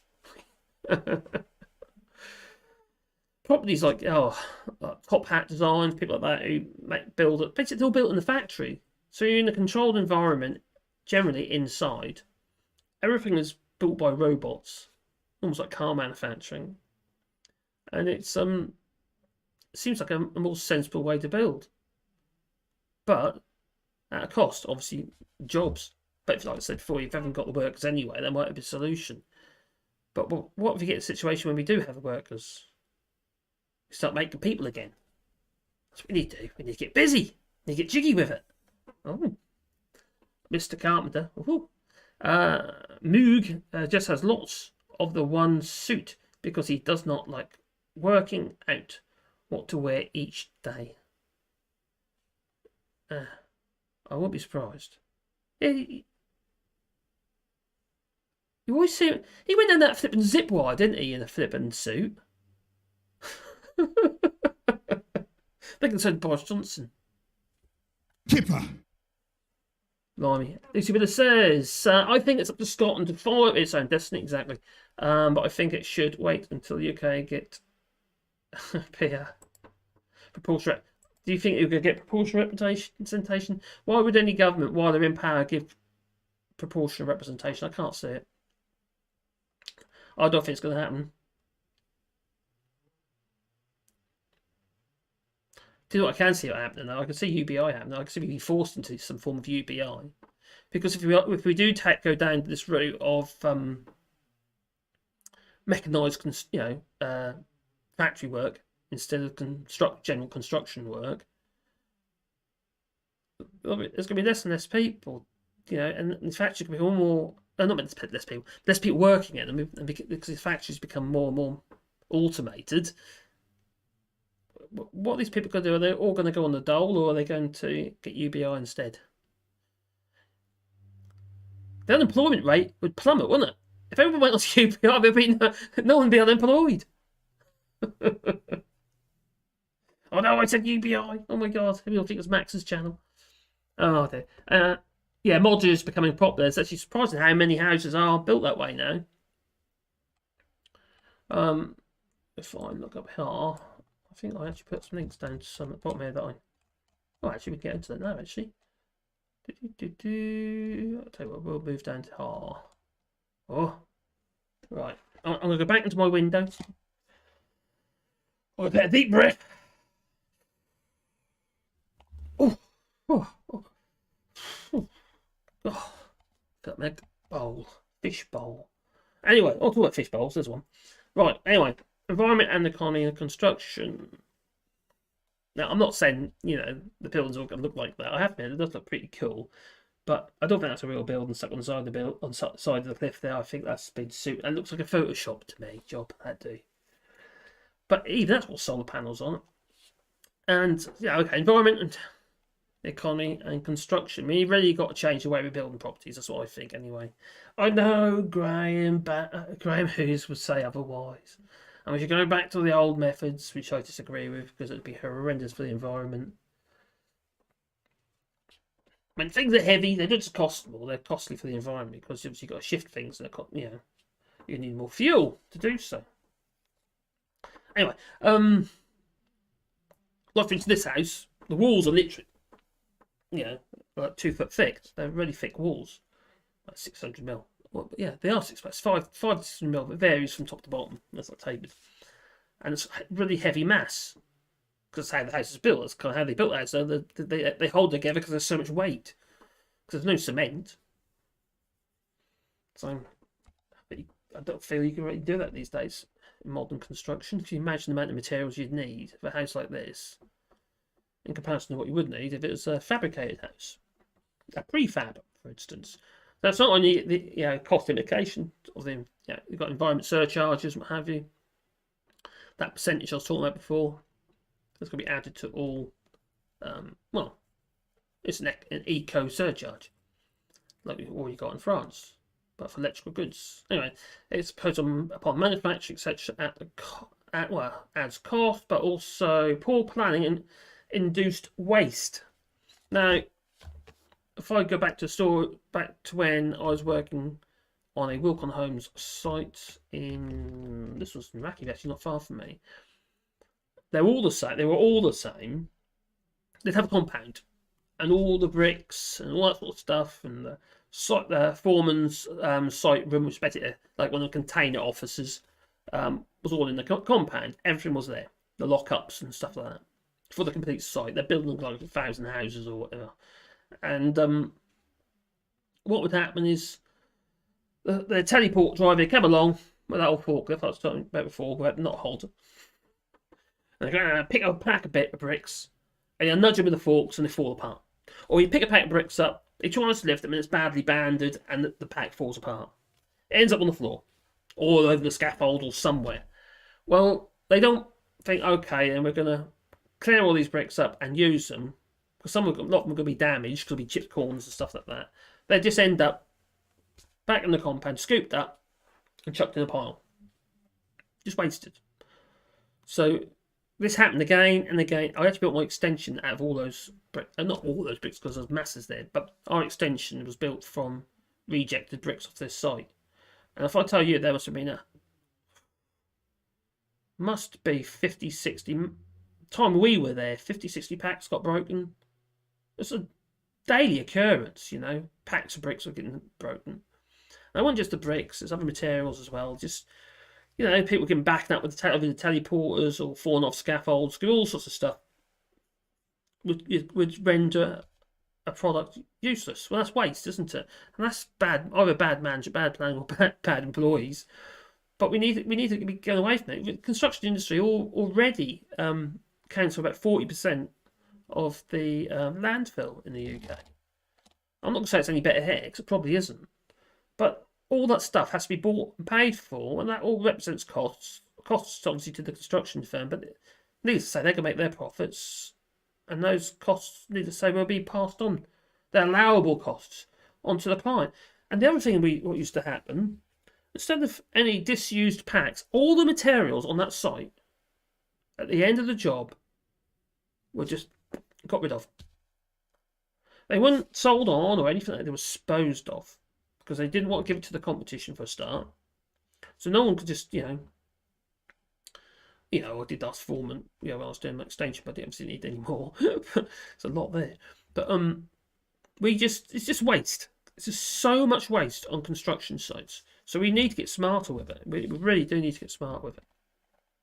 And if you've got shortage materials already, maybe that is a positive of what's going on, because it might encourage the industry to be a bit more careful with what's going on with material wastage.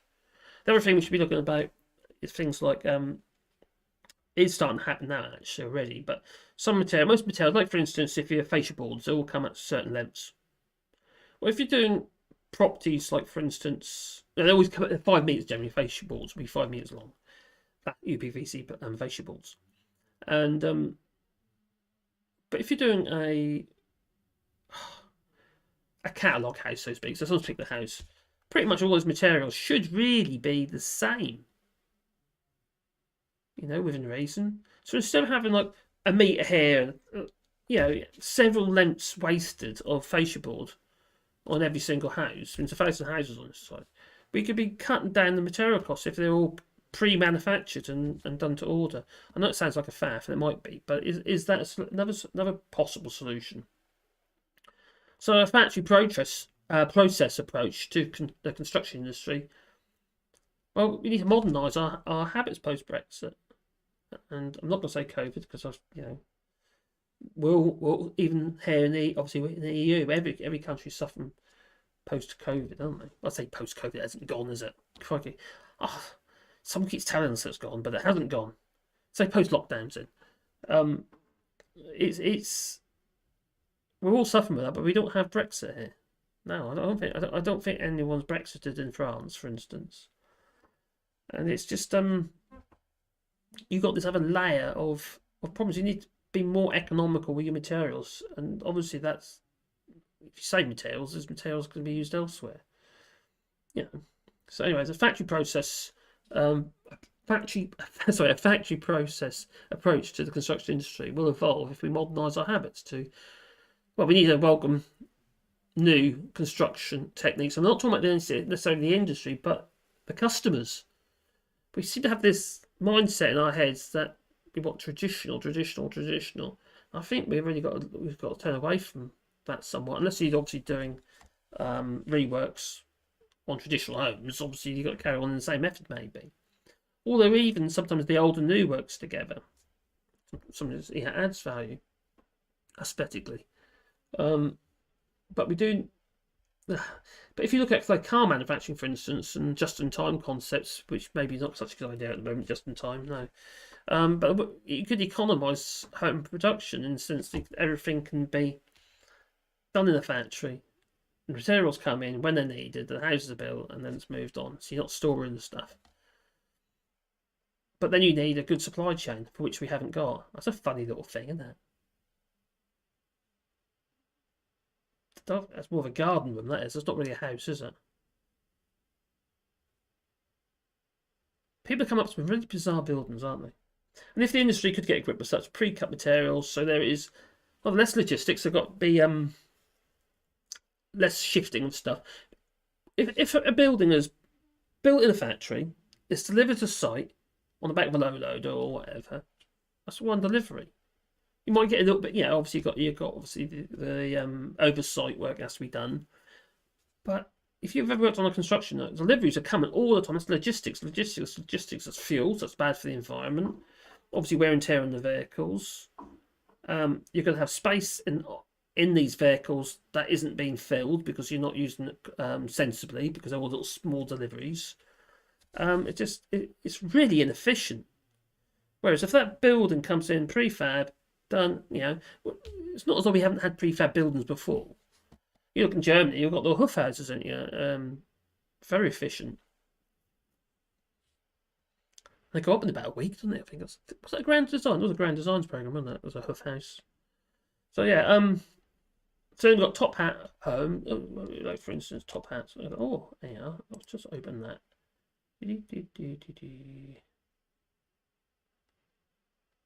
Copy it. Let's put up our. See, some of these houses, they just like they look ordinary houses. Oh, top hat creates beautiful and just so just these houses are pretty much just built in factories and use renewable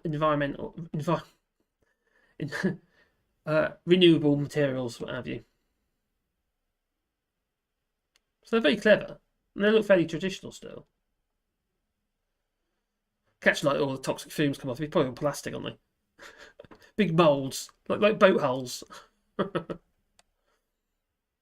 it's clever stuff.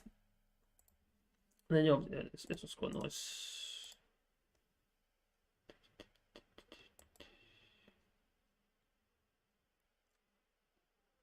Come on. The internet's gone slow. There we go. Bum, bum, bum, bum, bum. Load up. So they can be sort of traditional homes. They don't have to all look like little pods. We'll travel in tubes. We'll live in tubes. You know, so we don't have to be building these properties. So you have brick accepted properties the like we're doing at truth. the moment. Who's it? Ooh. Oh, number 3. Oh, thanks, pleasure, buddy. Better management and innovation. Party political system of government is utterly unsuitable. They'll just carry on doing what they're doing. But the problem is they've got too many of their friends are just plying them with money. Just like Russian oligarchs who happen to be in, were they on the Conservative Committee or something? Something like that I read today. You've only in the UK you can't give money. You can't be a donor to a political party unless you are a citizen of that country. So what they do, they become citizens of that country so they can influence the politics. Just like Boris Johnson getting 20 grand just to play tennis with some oligarch's wife. Crazy. Anyway, let's see what you say anyway. So there are some, before that, yeah, there are some lovely properties.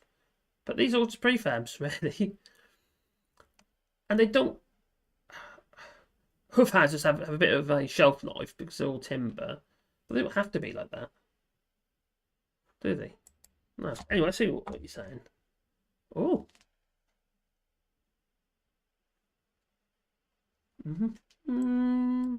Oh, I mustn't go back to the top this time because I got told off last time. Oh, Mike Purdy.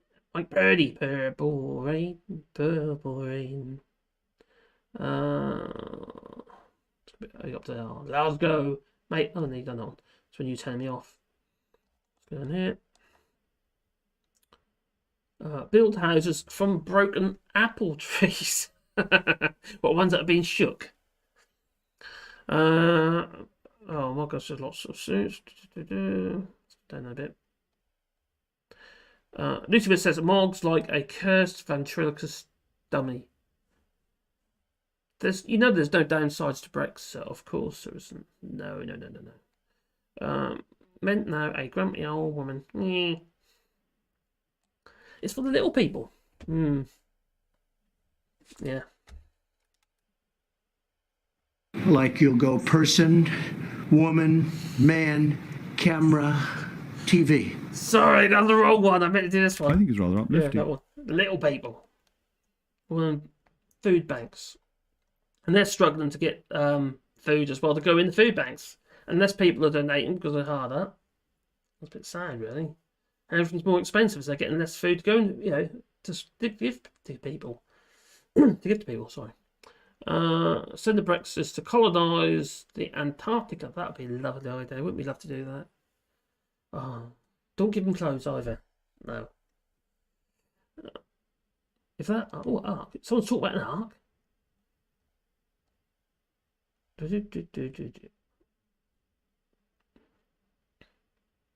Lee Corn says they built some prefab. Oh, did they? Some prefab council houses here a few years ago. I saw the roofs being delivered as moulded single pieces on the back of a truck. Oh, so those like big panels. Crikey. You could helicopter them in a Chinook or something, couldn't you? They took a couple of weeks to build. Crikey, that is a huge saving. And it's not just that, it's the fact that you're actually producing houses faster so people get homes faster. So you're sort of alleviating the shortages of houses faster. People need homes, people need places to live. Crikey, that is fast, isn't it? Not in most cases, John Garvey. Container houses generally are not prefab. Now, me and Caroline, we've been talking about building a property because we're not going to manage this place forever. Because for start, it's expensive to look after. This needs a lot of maintenance all the time. It's old, you know. It's nearly 200 years old. So when we get old and decrepit, we were thinking that we needed something that we could easily look after and cheaply heat and stuff. You know, the usual sort of stuff, you know. Old bungalow. Yeah. And I want to build a property, a modern property, but using skills that I can, that I'm used to. Like, for instance, timber. I like working with timber, but have it as a fairly eco house. That's what I'd like to do. And in the middle of I don't know, maybe in the middle of a woodland somewhere. I don't know. People can't see what I'm up to. But yeah, a little bit easier than this place. Something like that. But we were thinking we're doing a container house.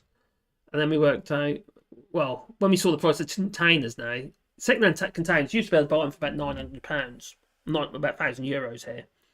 And that you can stomach. You get quite, you could build probably, say, 6 to 7 containers for good sized products. I'd need quite a bit of room because I've got to do all this still and other stuff.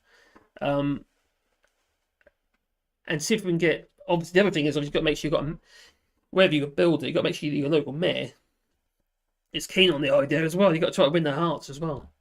And I thought, well, no, I think I'm going to build a timber building.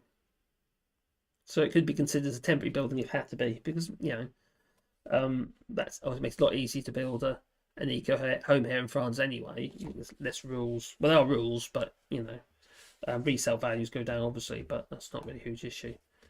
And then obviously, if we do get anything left over from, if we keep this house or sell this house, at least we'll have something that's for a pension. Because our pensions are rubbish. Got my French pension, which isn't too bad, to be fair. So, Ludicrous says that 023 European standards for prefabricated building units specifies all elements in prefab need to have a 50-year expectancy. Oh, right. Oh, okay. And those rules have all been rolled over, haven't they? I imagine, unless they've deviated from them already. A 50-year life expectancy. Oh, that's interesting. So it isn't short term, is it then? 50 years, that's not really short. I suppose it is some property. You think this place is over 200 years old. Not all of it, it's done in stages. But, yeah. At the moment, actually, it's just over 100 years. It's about 110 years old, this bit is.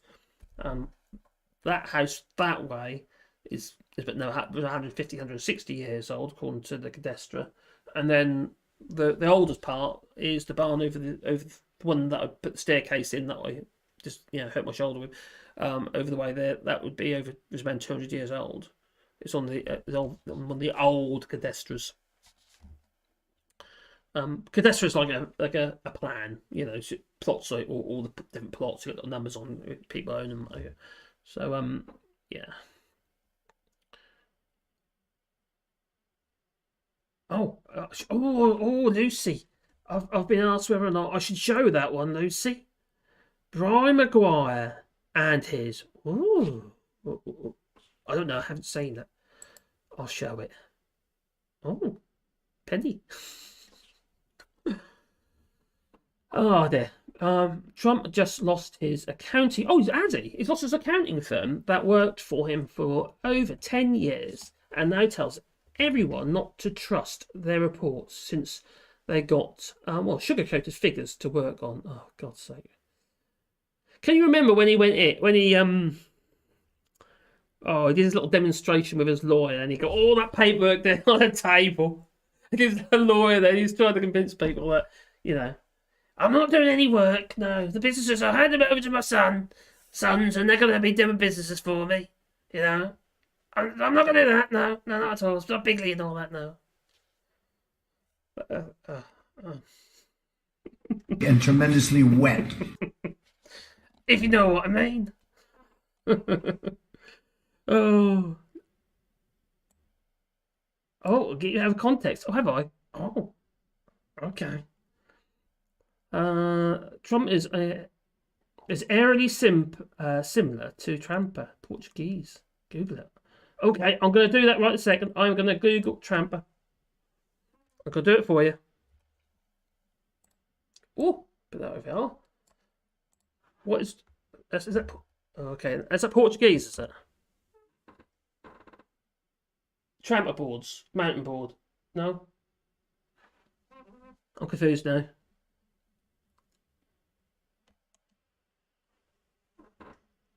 Tramper boards. What? I've got mountain boards come up. Like, are you talking about waterboarding or something? He likes that, doesn't he? Oh, what if I put Portugal in? That might make more sense, won't it? Or Portuguese, Portugal.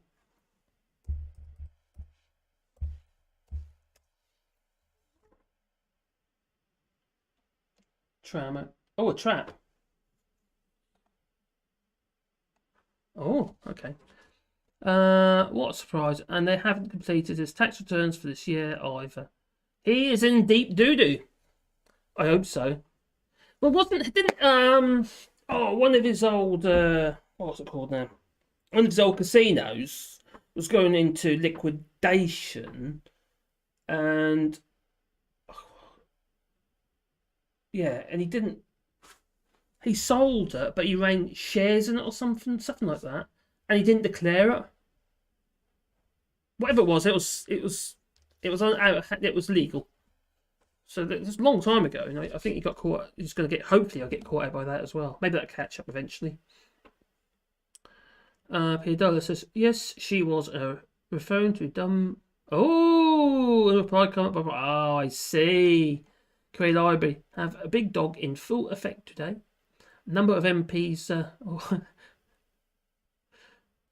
number of MP backers saying we can not replace him due to possible war. Yeah, oh God, that's talk about Caroline in the bath.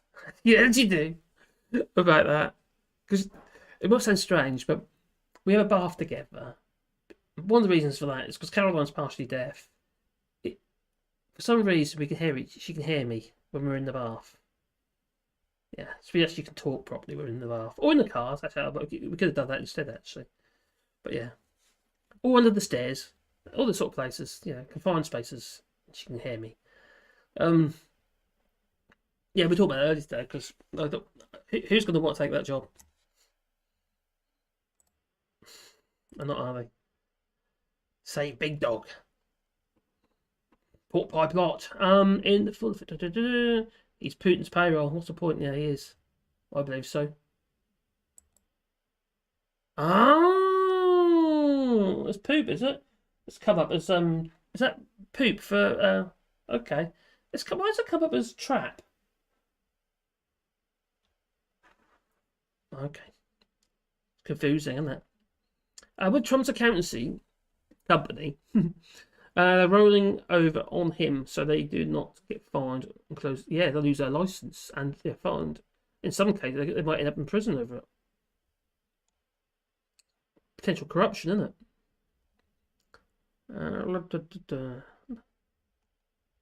Good night, M. Carpenter.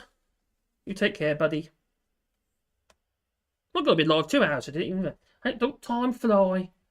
How can anyone run a casino at a loss? That's a good point. That. Probably because they're extracting all the money out of the casino and put their own back pockets. Maybe someone's counting cards. Not saying openly that they could not produce the correct reports because they got dodgy figures to work with. Maybe not liable. May not be liable. Oh my god, I'll get over on my dogs. I've got 3 dogs just turned up. Hello, 3 dogs just turned up. Oh, and the missus. Who's in the onesie thing. No, done? Yeah. Thank you. Good night. You can say good night. Yeah. Yeah. Well, Wally will probably just hang about. Leave the door open. They're giving you the look, Caroline. They want something. I don't think Daddy belongs. No, it will be long. No.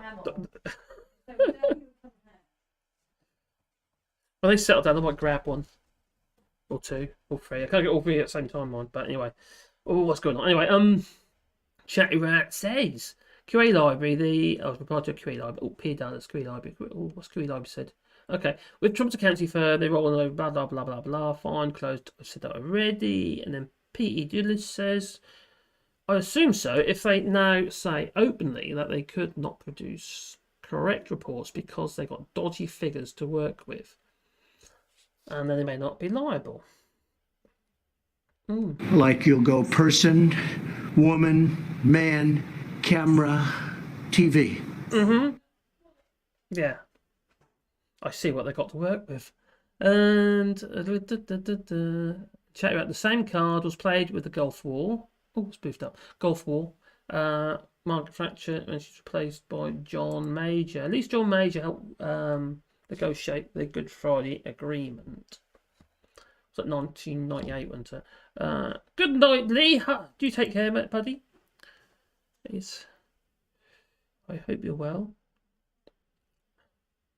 John Garvey says auditors are meant to check the accountancy of what's given to them. Oh god, I've got a bot comment come up. Yeah, just you've got a chartered account, what have you?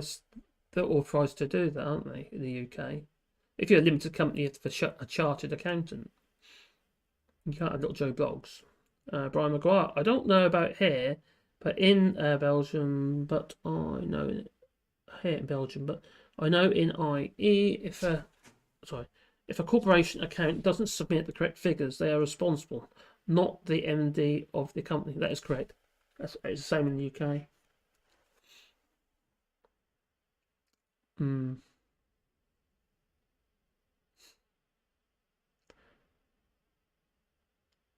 Give her a big hug and kill. Oh, kiss. What? Oh, that'll be another show. Oh. Right, anyway, Trump was stealing more money than he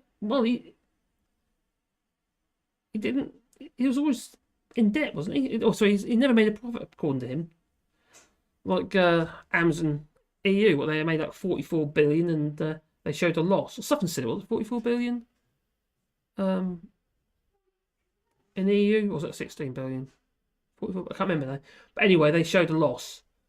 So all that stuff going on regarding selling stuff in EU, Amazon EU, and he showed a loss. It's just ridiculous. Trump's doing more money. Good night. Oh, good night. You've got house moves. Oh, good luck with that, GC. I hope you're well. And hope all goes well, sorry. Good night, cat. Was your cat gone to bed?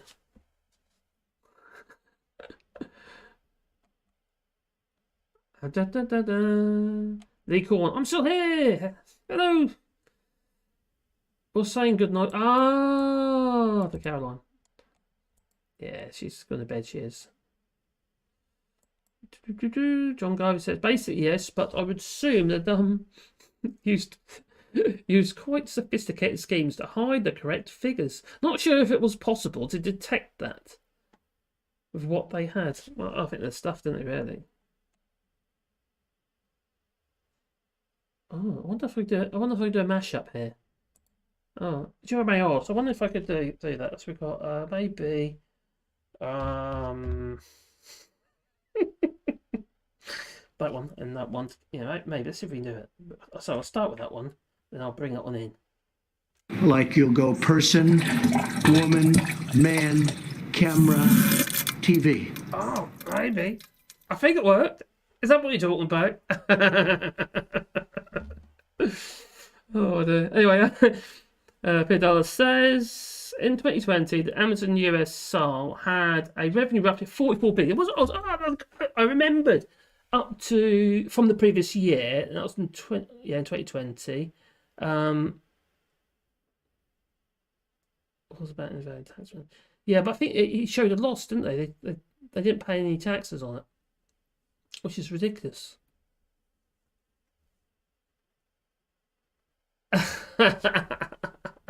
Yeah, show that. Brian Maguire says Trump. Yeah, oh, it's just changed. There you go. There you go. Trump's sophisticated schemes, oxymoron, emphasis on a moron. But people, look at people vote. He's not. I wouldn't say he's a moron. He's just not our kind of person. He just somehow he wins the hearts of people, and then shafted them. They bought into it. They still do. A lot of them do, apart from the guy with the horns. He got locked up in the end, didn't he? The guy with the horns. And the way they do it is now the companies with a license where the image and users and at the end of the accounts all profits get written off and sent to an EU country that's given them the best tax rate. Yeah. Oh, I see.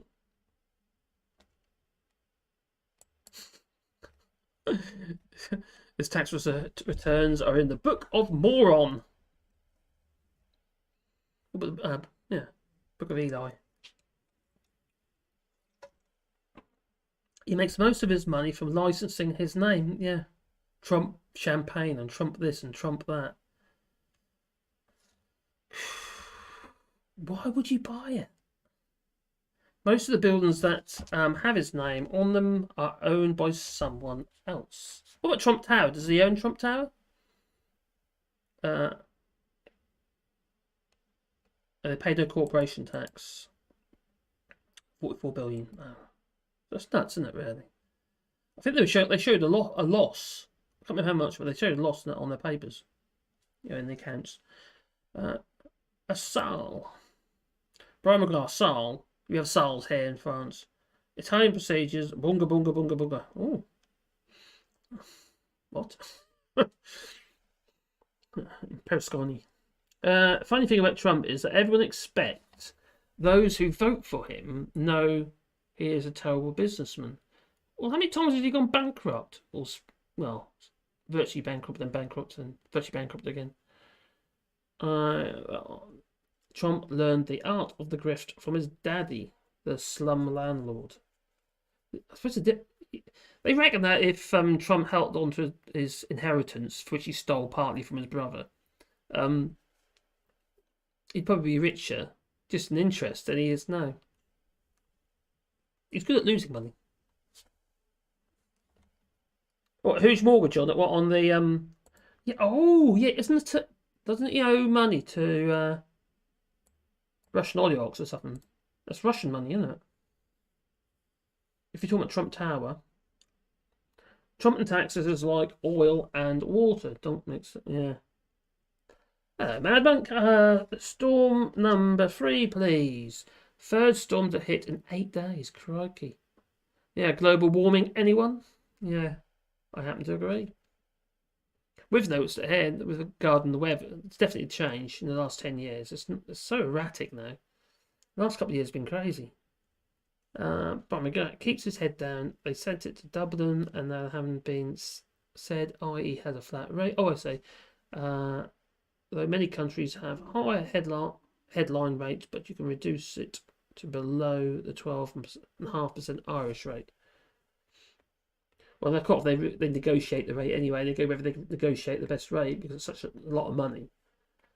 People, they want you to pay your taxes in that country, don't they? But you can't just go and pay your taxes in any country, can you? Wouldn't you have to have a registered office there? Wouldn't you? A legitimate business there, surely. But yeah, he owes a lot of money to Russian banks, etc. So what's going to happen with that, though? What if all the oligarchs get their money frozen? Are you happy there, Wally? Yeah, he's plonked us up in front of the fire. Me dog, aren't you, Wally? Trump owes DB a shed load, which is due. Oh, that bank, doesn't he? Oh, a German bank, isn't it? That he owes a load of money to. Deutsche Bank, yeah. Check that, buddy. He owes a lot of. Oh.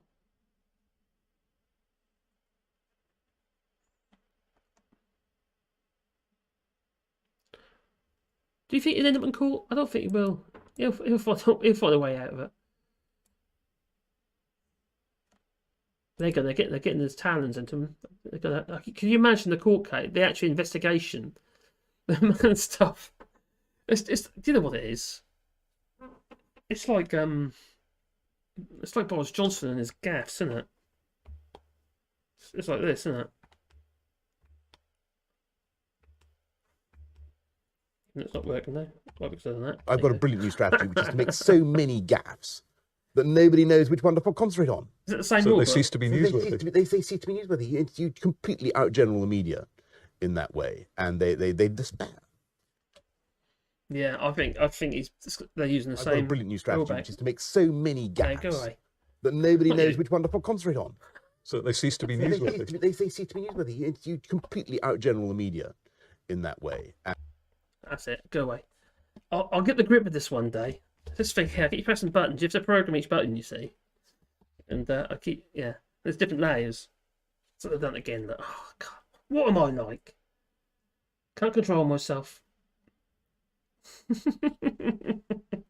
Sorry about that. Oh, cool. Anyway, what's going on down there now? The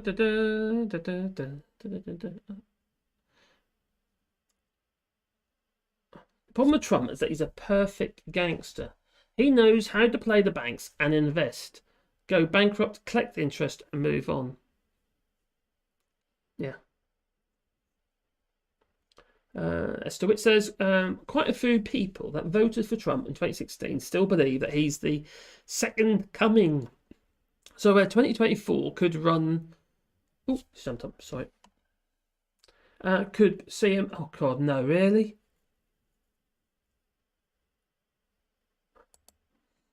Yeah. They are losing support, aren't they? Oh, Biden's lot. But really, what Trump?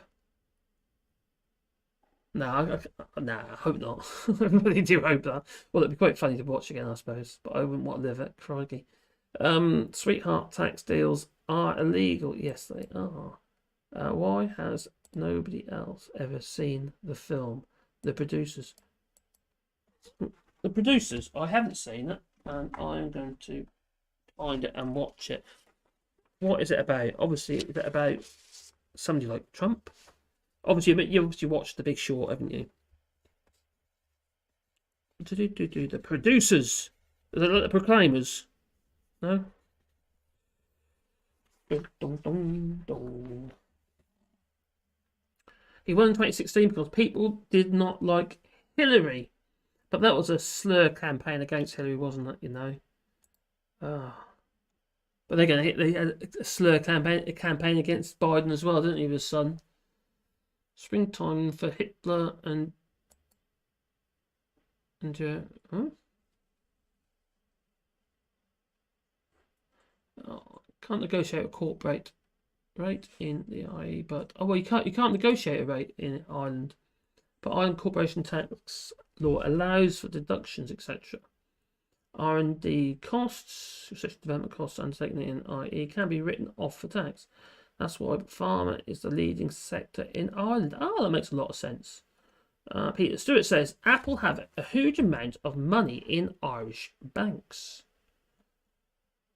There's always outrage when things like Panama and Paradise Papers come out. Problem is that the people making the rules often have vested interests in keeping these loopholes. It was just like the Russia report and stuff like that, isn't it? Do you know, I forgot all about the Paradise. Was it Panama? Yeah, Paradise thing about these people getting exposed when money's going and stuff. I forgot about that. Wasn't it about sort of June, July time last year? It's about a couple of theoretical theatrical producers who realise, but this is a film obviously, theatrical producers who realise that they can make money on a show. If it's the worst show in the world. Really? John Garvey says, see if you can get the original. There's original versions there. Springtime of Hitler and Joe. Oh, is that a film, is it? I haven't seen it. Okay. The 12.5% Irish corporation tax rate only applies to trading profits and not investment profits.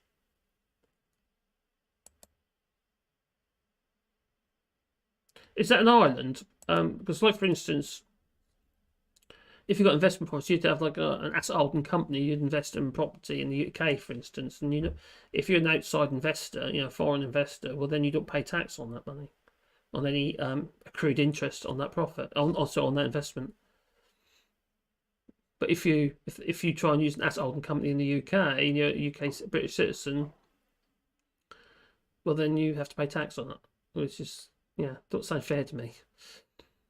So you get people coming, from abroad, and they can buy whatever land they like or property and buildings, whatever they so wish. Put it in an asset holding company. It can just sit there if they like, accruing value, and they can sell it on at increased, obviously, a profit. They don't pay any tax on it. It's crazy. It's a class overseas. Oh, it's a classmate overseas shares and Broadway play that are guaranteed flop. Oh, I see. Cool. Did Trump has 3 points? These two. Oh, come back. Trump has 3 points. 3 points or 3 points? Stupidity of as follows: the stupidity of opponents and an open mind to corruption. Yes, sounds like somebody else I know. Kipper. Yeah. Springtime of Hitler and Germany was a song from the producers. Oh, I see. Oh, so I hadn't seen the film, so I wouldn't know. Would I?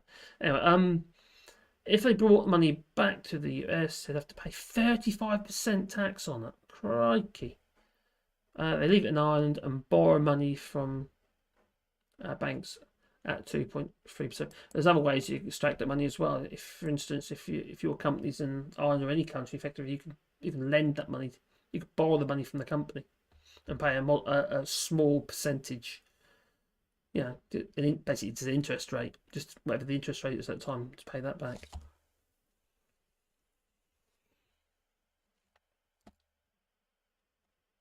Then declare bankruptcy. Rental income is not considered a trade. Well, I have this the other day, actually. My little granddaughter, she came and saw. She said I haven't got a proper job. she thinks if you work from home, you haven't got a proper job. She didn't quite grasp it. No. So I ain't got a proper job. Simon says 55. It was a direct quote. Oh. If you have Netflix, watch The Laundromat. I've seen that already. It's a bit tongue-in-cheek, but it's the basic facts behind these financial scandals. The books behind The Big Short and Laundromat are good reads. I haven't read the book. I watched the film, The Big Short. For me, I read so much stuff all the time because obviously, what I do, I don't read books anymore. I'll say it. That. I've got a book on construction. These are my dad's. When my dad did his old construction. Sitting girls years and years. His old Caxton. Modern practical building. It's all about cob construction, etc. Which is basically, if you talk about hemp, think of hemp concrete. It's a bit like that. It's got bamboo scaffold and stuff like that in that book. And those, it's got 4 books, got 4 volumes. The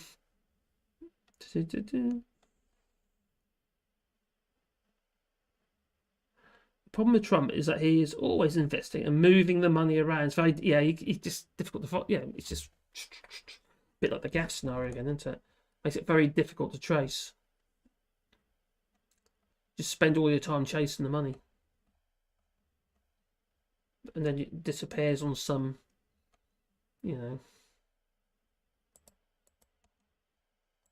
tax haven somewhere. Alright, okay, get pushed in there.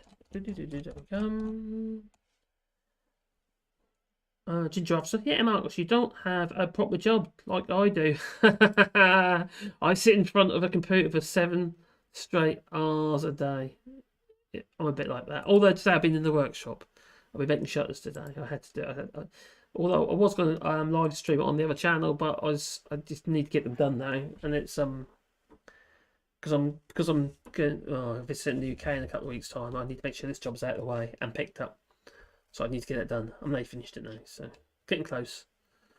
Don't read books, but how do you escape the madness here? Yeah. I'm just constantly reading stuff all the time. Sometimes it's not actually. Sometimes what I do is I use text to speech, just like a reader, and it's just while I'm doing something else, got something reading beside me while I'm working on something. The thing is, when you do these videos, it actually takes quite a while to get the stuff in your head, you know. Because for me, because I'm only a woodworker, you know, but some of this stuff is new to me. I'm just learning all the time. I know I've said that before, but it's just, yeah, it takes a while for it to sink in, to understand it. I think that's what it is. I don't really want to be spurting my mouth and, you know, like some parrot without understand what I'm talking about, if it makes any sense. And some of it I find fascinating, yeah, especially banking stuff. I learned a lot about banking the last couple of years, and it's just something that it's actually quite really interesting. I thought it'd be really boring, but it isn't. Glasgow Kid says, proper job? You make gargoyle post boxes and Star Wars bird boxes. I do. Those things are nuts. Oh dear. Brian McGuire says, as for my work, my granddaughter thinks my job is driving to work and ringing her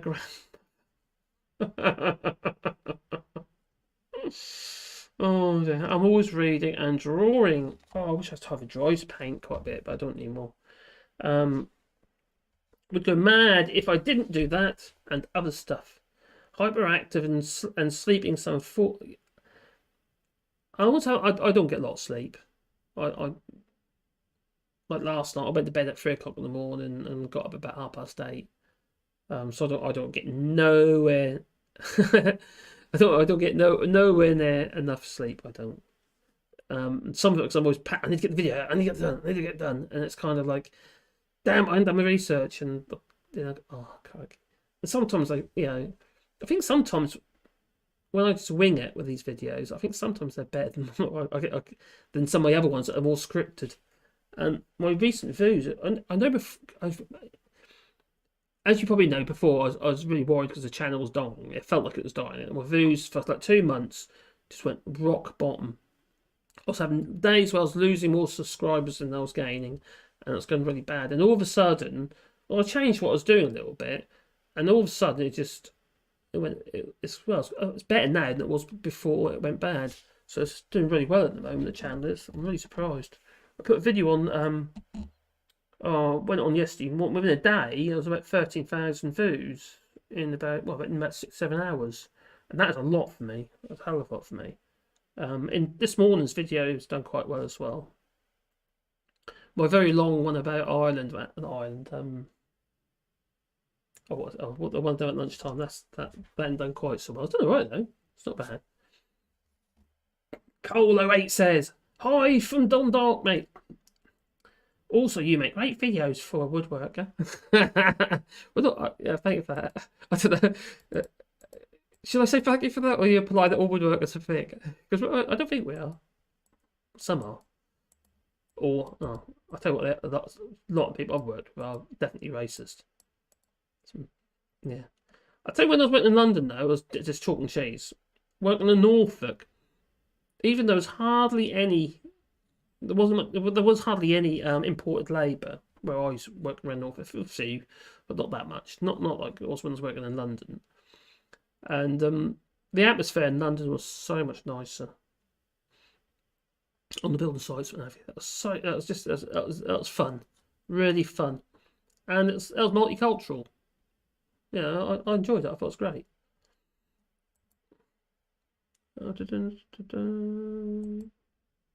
then you know it, mate. You know it's right. Aha. I'm just up. Oh, Hydrocoal 08. I'm just up the Toad near Belfast.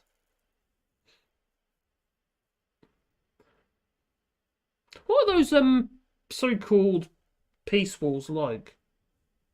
Because you read up about half this stuff, you think they seem to be popping out of the woodwork. There's more of them than I ever imagined. I thought there was something in my mind that was something from the past, not something that's the here and now. It just tells you, doesn't it? So it instills that there's clearly a massive problem still. Obviously, I know that now. But he shelters from a lot of that stuff since 1998, especially. A lot of the problems, still going on. Still a lot in Ireland. Oh, hello, League. I found people who've grown up in places where there are fewer foreigners tend to be more racist. I agree 100%. And Norfolk is not alone. Not alone. It's no exception. Growing up in Norfolk, when I was growing up, not be funny if you saw a black person walked in the street, you wouldn't. That would be a novelty. You didn't see anybody.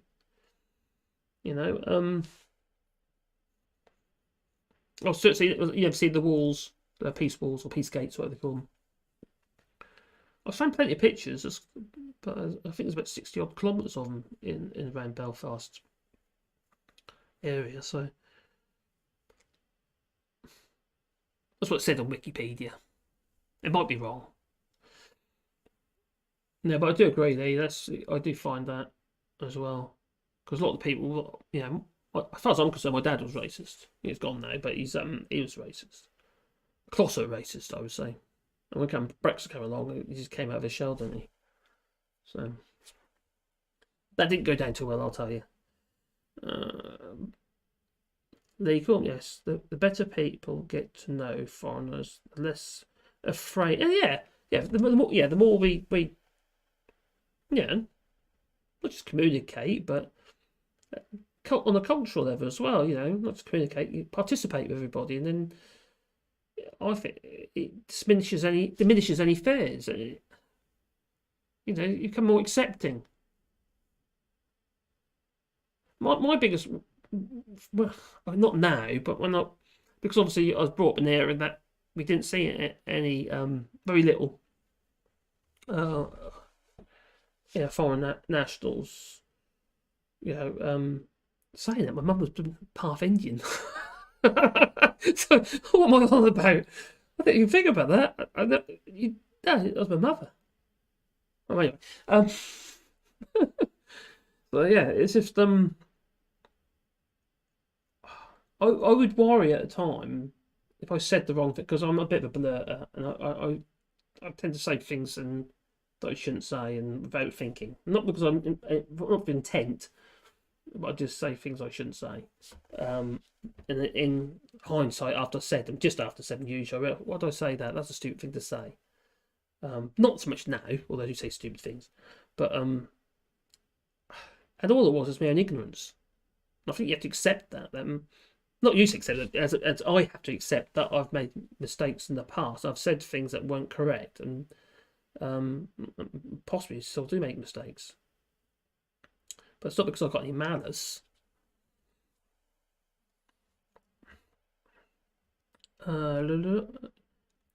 So he says, where I grew up, nearly all the non-white people at school were those who were children of the local Chinese takeaways and Indian corn shops. That was not when I grew up, I would say, but when maybe from for us, my little area that we're in, I think it's more from late 80s, I'd say. We had our local spa that was run by as a Pakistani family. But the thing is, the more you involve yourself, and the more they're not out to get us. I know. Not at all. It's just. I think that some of it is just you read the stuff, or other people in other areas that saying they're bad, oh it's bad, they're bad, and you kind of get this stuck in your head, and then you get to a point, what the hell are they on about? They're talking a load of rubbish, and it's just if you did have any fears for for your own ignorance, I think it diminishes after after a period of time, doesn't it? It dilutes. It must do because it's stupid. But I did used to worry about if I'd say the wrong thing and then, upset somebody. Because unless you're a Brexiter, I don't want to upset anybody. No, don't really want to upset them really. I have been having a few Brexiters leave comments on my channel recently. I welcomed it actually. I thought, yeah, well, I'll leave them alone as long as they're not being vicious, being vindictive or saying stuff that it's just cruel. I'll leave them to it. I don't mind that then. Give something for somebody to sort of to comment, to reply to. It creates a bit of a string, doesn't it, when you get that? The thing I'm still struggling to keep up with all the bot comments we're getting. So many at the moment. The problem is I get quite a few comments, and what they're doing is they're not just putting a comment in; they're commenting on comments, so they get not hidden, because I do go into them, because I find them generally. You get some that slip past you, and they're usually to dodgy sites and what have you. But this really should be YouTube's job, shouldn't it? Spend so much time doing that. Lee says I've got in contact through Facebook with some of my former schoolmates more recently and found them that they are very racist. It's sad, isn't it, really? Yeah. I found it was a lot more family members. Which I don't talk to them now. I just keep out. I haven't said anything. I just don't, because I don't want to cause a disruption. For other family members, if you know what I mean. So I just don't communicate with them. Keep out of their way. I don't want my life. I don't want to be depressed all the time. This is bad enough. Brexit stuff. You read some of the stuff you read. Oh my God, no, really. I know we've got what's going on in Ukraine as well. It's just madness. But that's going to create hatred as well. There's plenty of Russians that don't believe in Vladimir Putin, and they're going to be.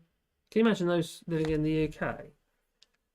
Got a life in the UK and work and doing what everybody else does and participating, contributing into the system, blah blah blah blah blah. And they're you're going to get idiots out there who are going to say, yeah, they're going to blame them, aren't they?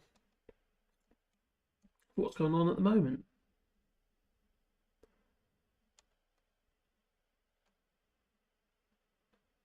Peter says, I used to holiday at Blackrock when I was a youngster. Never been there. Jeremy, hello, Jeremy.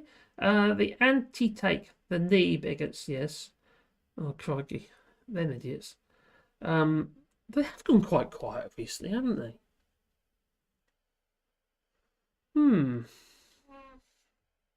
Even, by the way, to you two. Looks like a lot of Brexiters, although I've had a few recently, probably because they've jumped on the old bandwagon because of CPTPP. It looks like the UK is going to be joining that, obviously, with conditions, which is absolutely terrible because we just end up importing more blooming stuff from the other side of the bloody world to compensate for what we can't get on this side of the world. It's not exactly good for the planet, is it?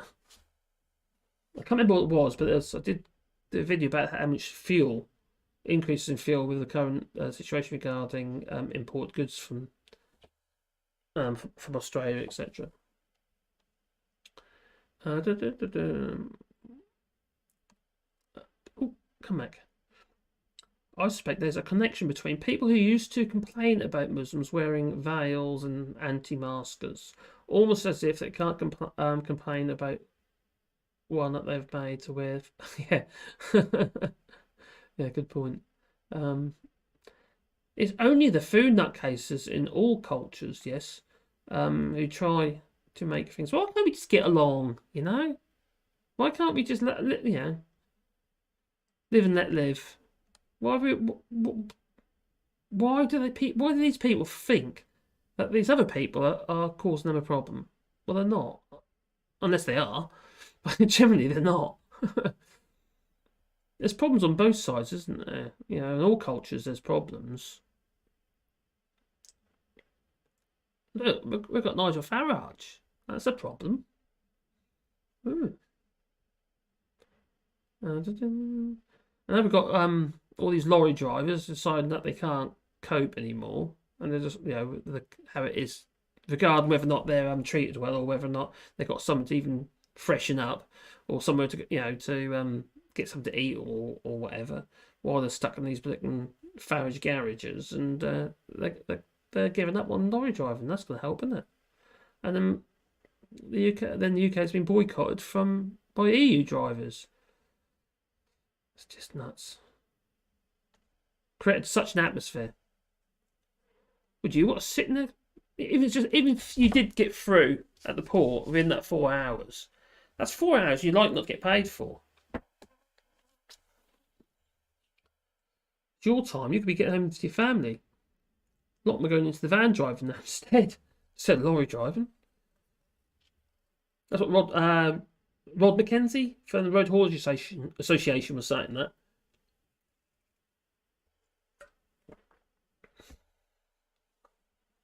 God, I've done a lot of videos about lorry driving ever since this all kicked off last year. First it was 60,000 lorry driver shortage, and then it went to 80,000, and then it went to 100,000.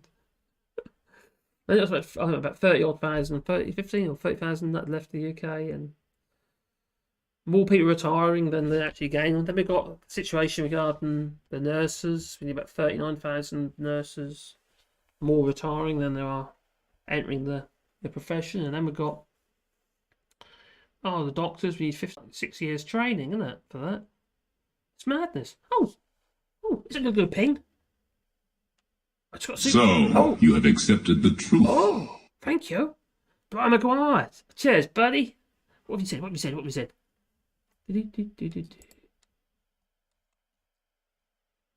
Oh, good night, buddy. No, thank you, buddy. Much appreciated that it is. Brian Maguire. Oh, show that one. It's from me. Of course, I'll show that one.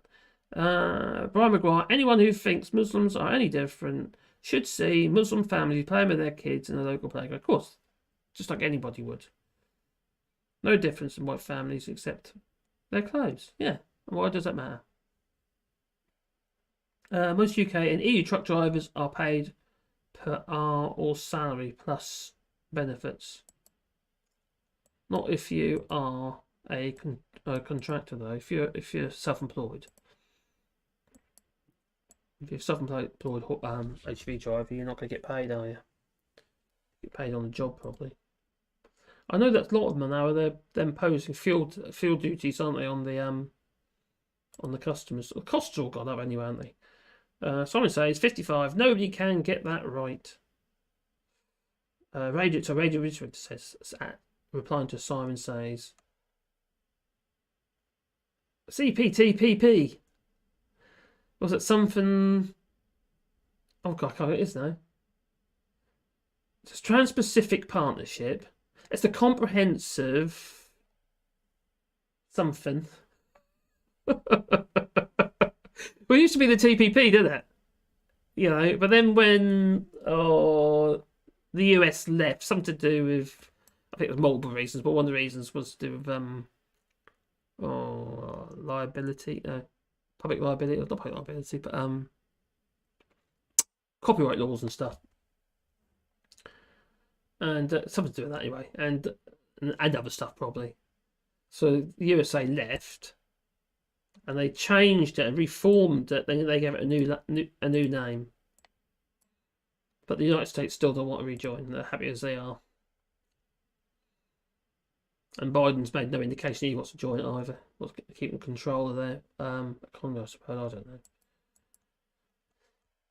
It's like any of these things, isn't it? It's what makes me laugh is they go on about, oh yeah, the EU is a undemocratic and what have you. Then they want to join another trading bloc, which also has rules. It's nuts, isn't it, really? Oh, what's up here? Oh, there you go. Joanne Mariola says Brexiters are becoming extinct and has the rich shut up and count the money, and others. Oh, I'm counting my realise how money dumb they late are. one night. Oh, am I counting the house and counting my money?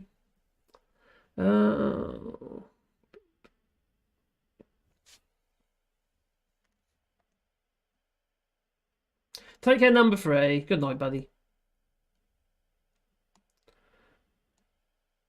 I just wish we could just all get on. Play happy families.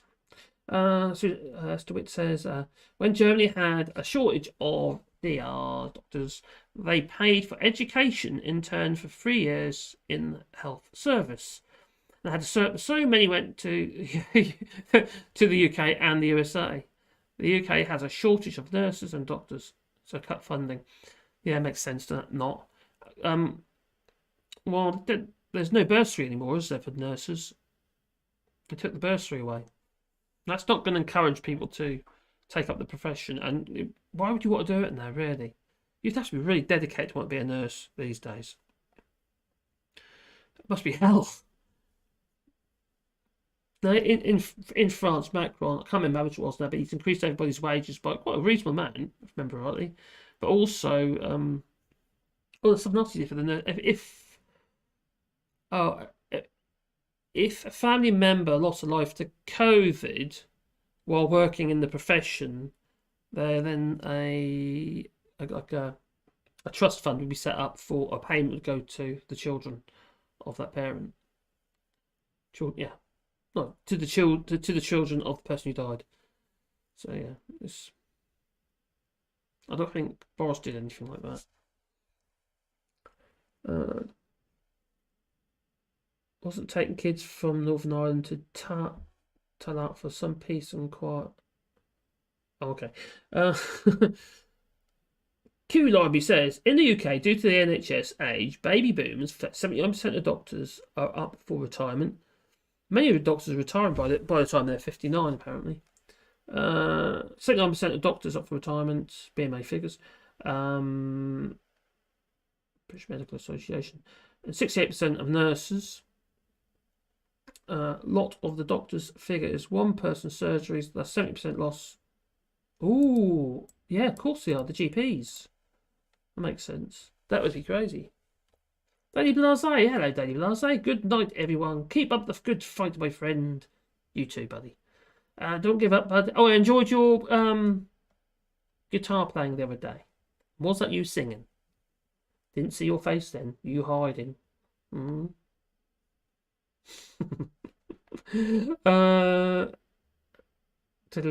Because where was I? Sorry. Good night, everybody. Keep up the good work, my friend. Don't give up, bud. Because as a fellow small channel like yours, oh, cheers, buddy. Yeah, no, I'm doing really well at the moment, mate. It's the channel's doing. I'm really pleased. It's doing really well at the minute. So hopefully, it's going the right way.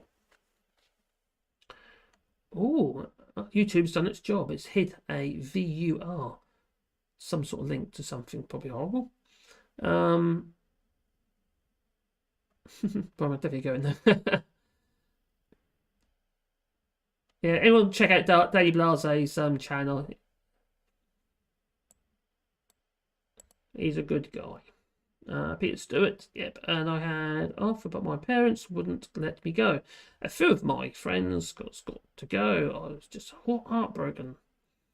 They got to go to Germany another year, and my parents denied me. Not good, is it? We've got an internal conversation going on there. Oh, no. Obviously, an Ireland. Chatterat. Oh, it says Chatterat. We were taken to places on both sides of the border. Oh, was this like school trips? That was. It's a refreshing change, Daily Blase. Really playing the guitar. How is the NHS? And what's happened with all that data? Does anyone? You seem to forget about all the stuff that's going on, all the data our data that they're selling on, and you could opt out of it, but that was a bit of a con. Remember rightly?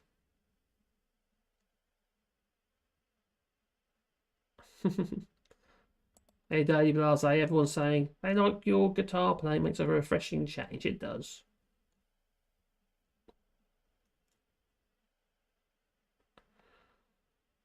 Cole08 says, I'm 37 years old now, and when I was this was when I was 15, a lot has changed. He's referring back to his previous conversation, I think, with Peter.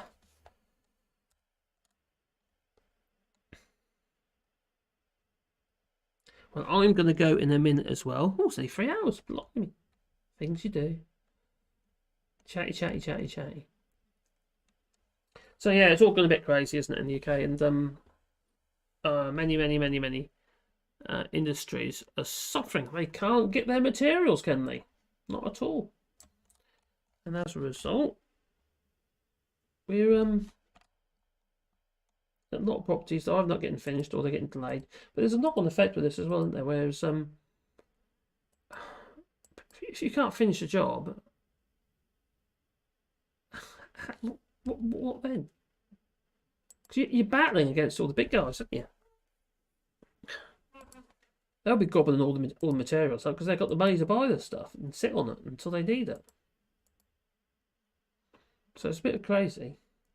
So I think it's a bit of a problem, to say the least. But then again, so is Brexit. Brexit is one massive problem.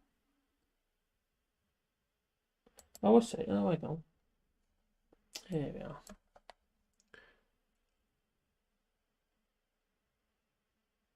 Well, we're not making enough people to replace the people that we're losing regarding retirement, let alone people who just die. And you've got those that go to different professions, and those obviously emigrate as well.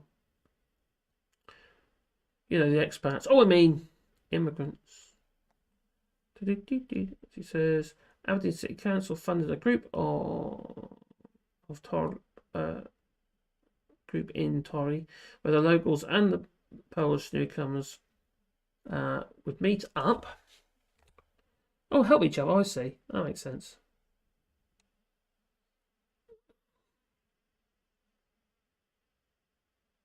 Where was it? In the mid-80s. Oh. Estewit says, I hope the UK doesn't go the USA route in healthcare. Insurance doesn't cover much, but cost a lot. And heaven help you if you... Oh, crikey. Yeah, well, people just don't get treated, do they? You know, the system's brilliant, really, isn't it? The NHS is absolutely fantastic. It's only because it's been screwed over. And so much waste. Crazy amount of waste in the NHS. It's just nuts. You got my son, he lives here though, I'm talking about Darren. When he's working as a nurse in the UK, he was a bank nurse. You know, he was earning good money as a bank nurse, but also basically he got half the money. You know, the actual agencies was getting a flipping fortune they were for what he was doing. Well, if we had enough nurses, you wouldn't need agency nurses, would you? You'd save money, surely you would. You know?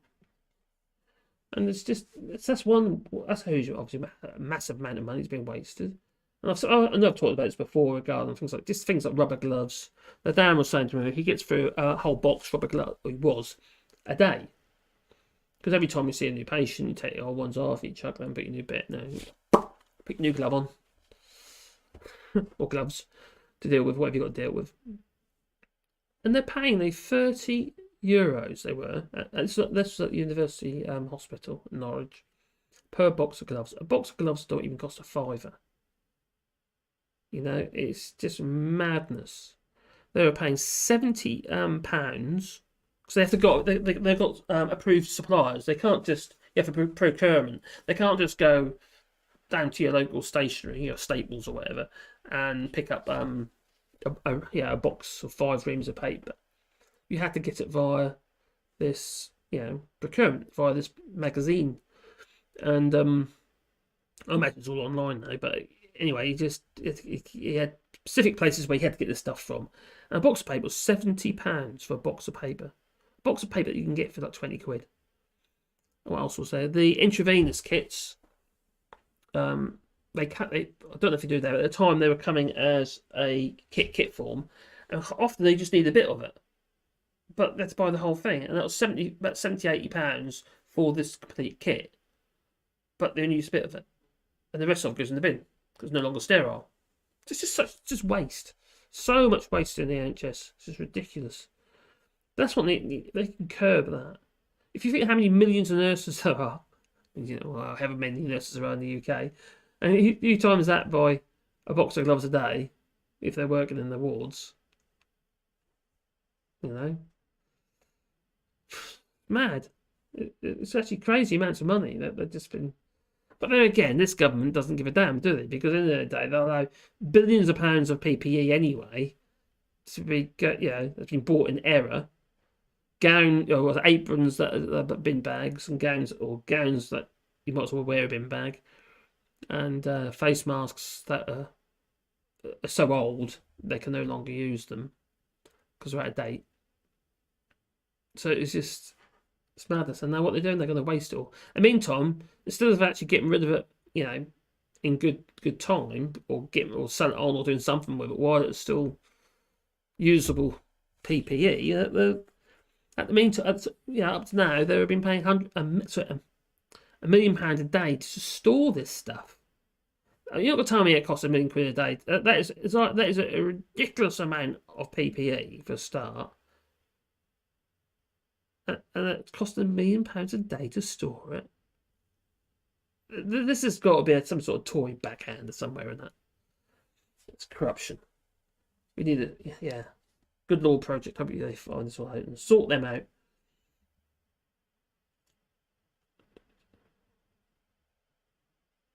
Yeah, you're talking about the yes, it was under Blair. He needed money to build these particular things, and it went to the public and private partnerships, not PPP. What's it called now? PFI schemes, public funded investments or something like that. Yeah, PFIs, and yeah, so basically they took money from the investors, what have you, but they effectively owned it. So you're renting it back. And within those contracts, they tied in procurement and all that sort of stuff as well. But yeah, like buying the rubber gloves. Yeah. And and those cardboard bedpans.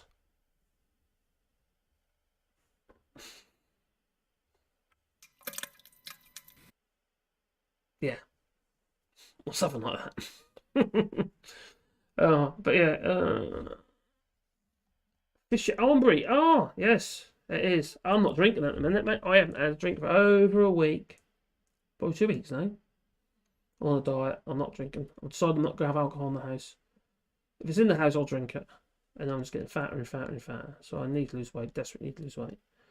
The problem with the... I think it's the PFI schemes, isn't it? In Britain, there's a lack of state control. Around here, some of the hospitals are run with administrators and the usual works. Oh, my wife has come in. She said, "Are you still doing it?" She's giving me the look. So we'll have to go in a minute. Don't blame her though. She's just not giving me the look. Rather than borrow the money, the investors paid for it but got their money back. And then some in other ways, yeah, that's it. That's the PFI schemes. Like, for instance, the procurement, and also like wards being rented back, and also like for instance in Norwich, top wards or Bupa. They still have the Bupa Hospital as well down the road, near the University Hospital, but also there's wards designated for private treatment. Yeah, you're right. Jean Meros is certainly do need some control in expenses. The problem is all written into contracts, and if you're gonna try and do anything, you've got to buy them out of these contracts somehow. That means you've got to find the money. And they might not, you know, they'll probably say no anyway. You'd have to force it, wouldn't you? Wouldn't be fair. I don't think it happened under Starmer anyway.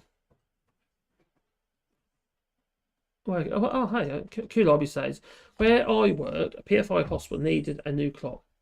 The cost of the clock a year is... That's Wally. A year was £35 a year plus uplift for 25 years and £70 to mount it on the wall. God. They're charging for a flipping cock. For a flipping clock, you just buy a clock and stick it on the wall. But you're not allowed to do that, are you?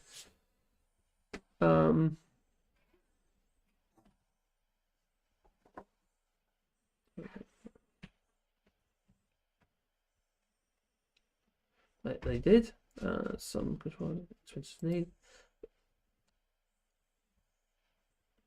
Oh, Stephen Fry.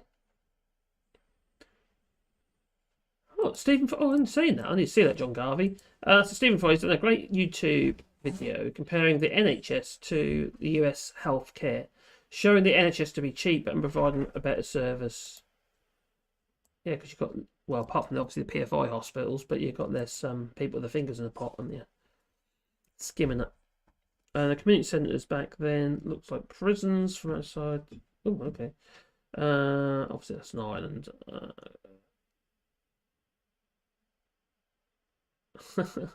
You take care.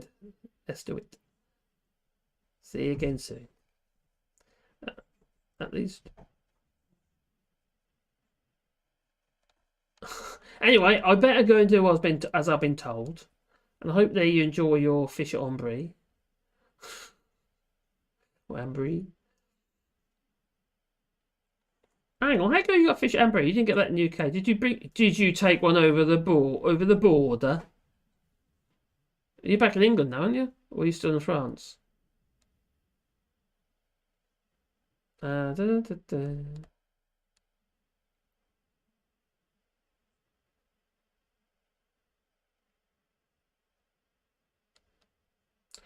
It's not getting issues due to the run. Right, okay, well I am what's that?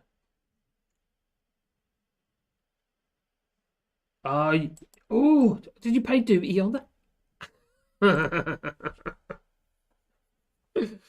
you wouldn't do on that, would you? Hello, Saren. I hope you're well, buddy. I'm about to go, though, mate. I'm about to go.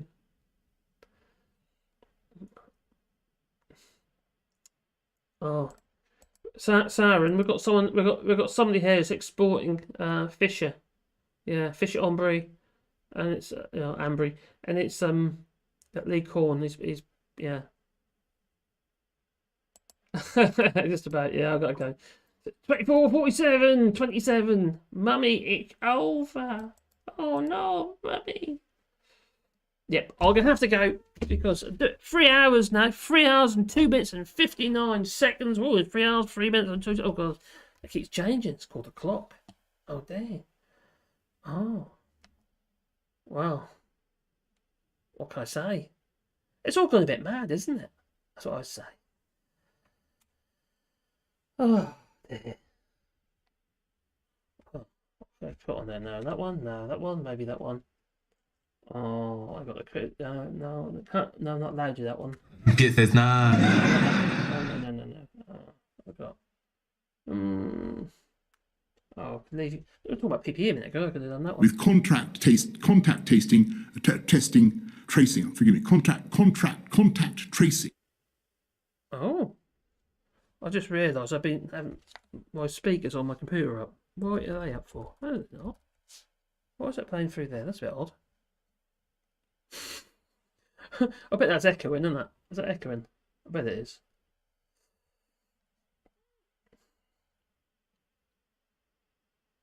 Oh, Sarah's in Argentina to the end of March. Oh, you did say that before, didn't you? Blimey. Oh, cheers, buddy. Cheers, Joe. Much appreciated. Yeah, I must go. So good night, everybody. Oh, we've got lots of Haribo as well, and Draggy Bus. Oh, I like Draggy Bus. They're like, what are they like? What are they like? Draggy Bus, what they like? Oh, those have. There's an English version of them. Oh, anyway. They're like little sweets with like a sugar coating on them and soft inside. Not layered them at the moment. Oh, who's this doing? Yeah, I remember we'd meet up there. There was always a huge motorbike outside.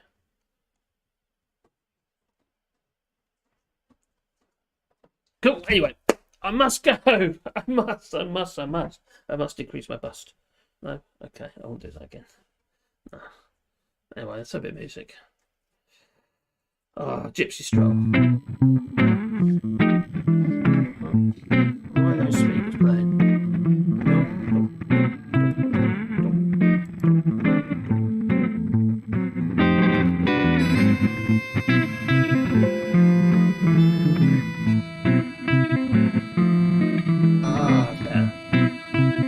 Why wasn't I doing that a minute ago? Oh. I had a bug in the system. Oh. There. There was a problem. Houston, we have a problem. Oh, okay. That's a...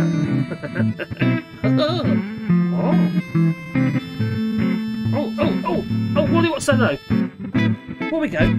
Wally, go boy. Come on.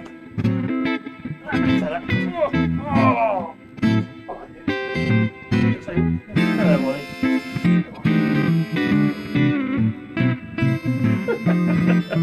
Ridiculous. We'll go for it. Do all that, do you? That comes out of there. Do all that stuff? No. You have it, Wally. See, it's his name. Bloody head Wally. See it, Wally. You have it, head Wally.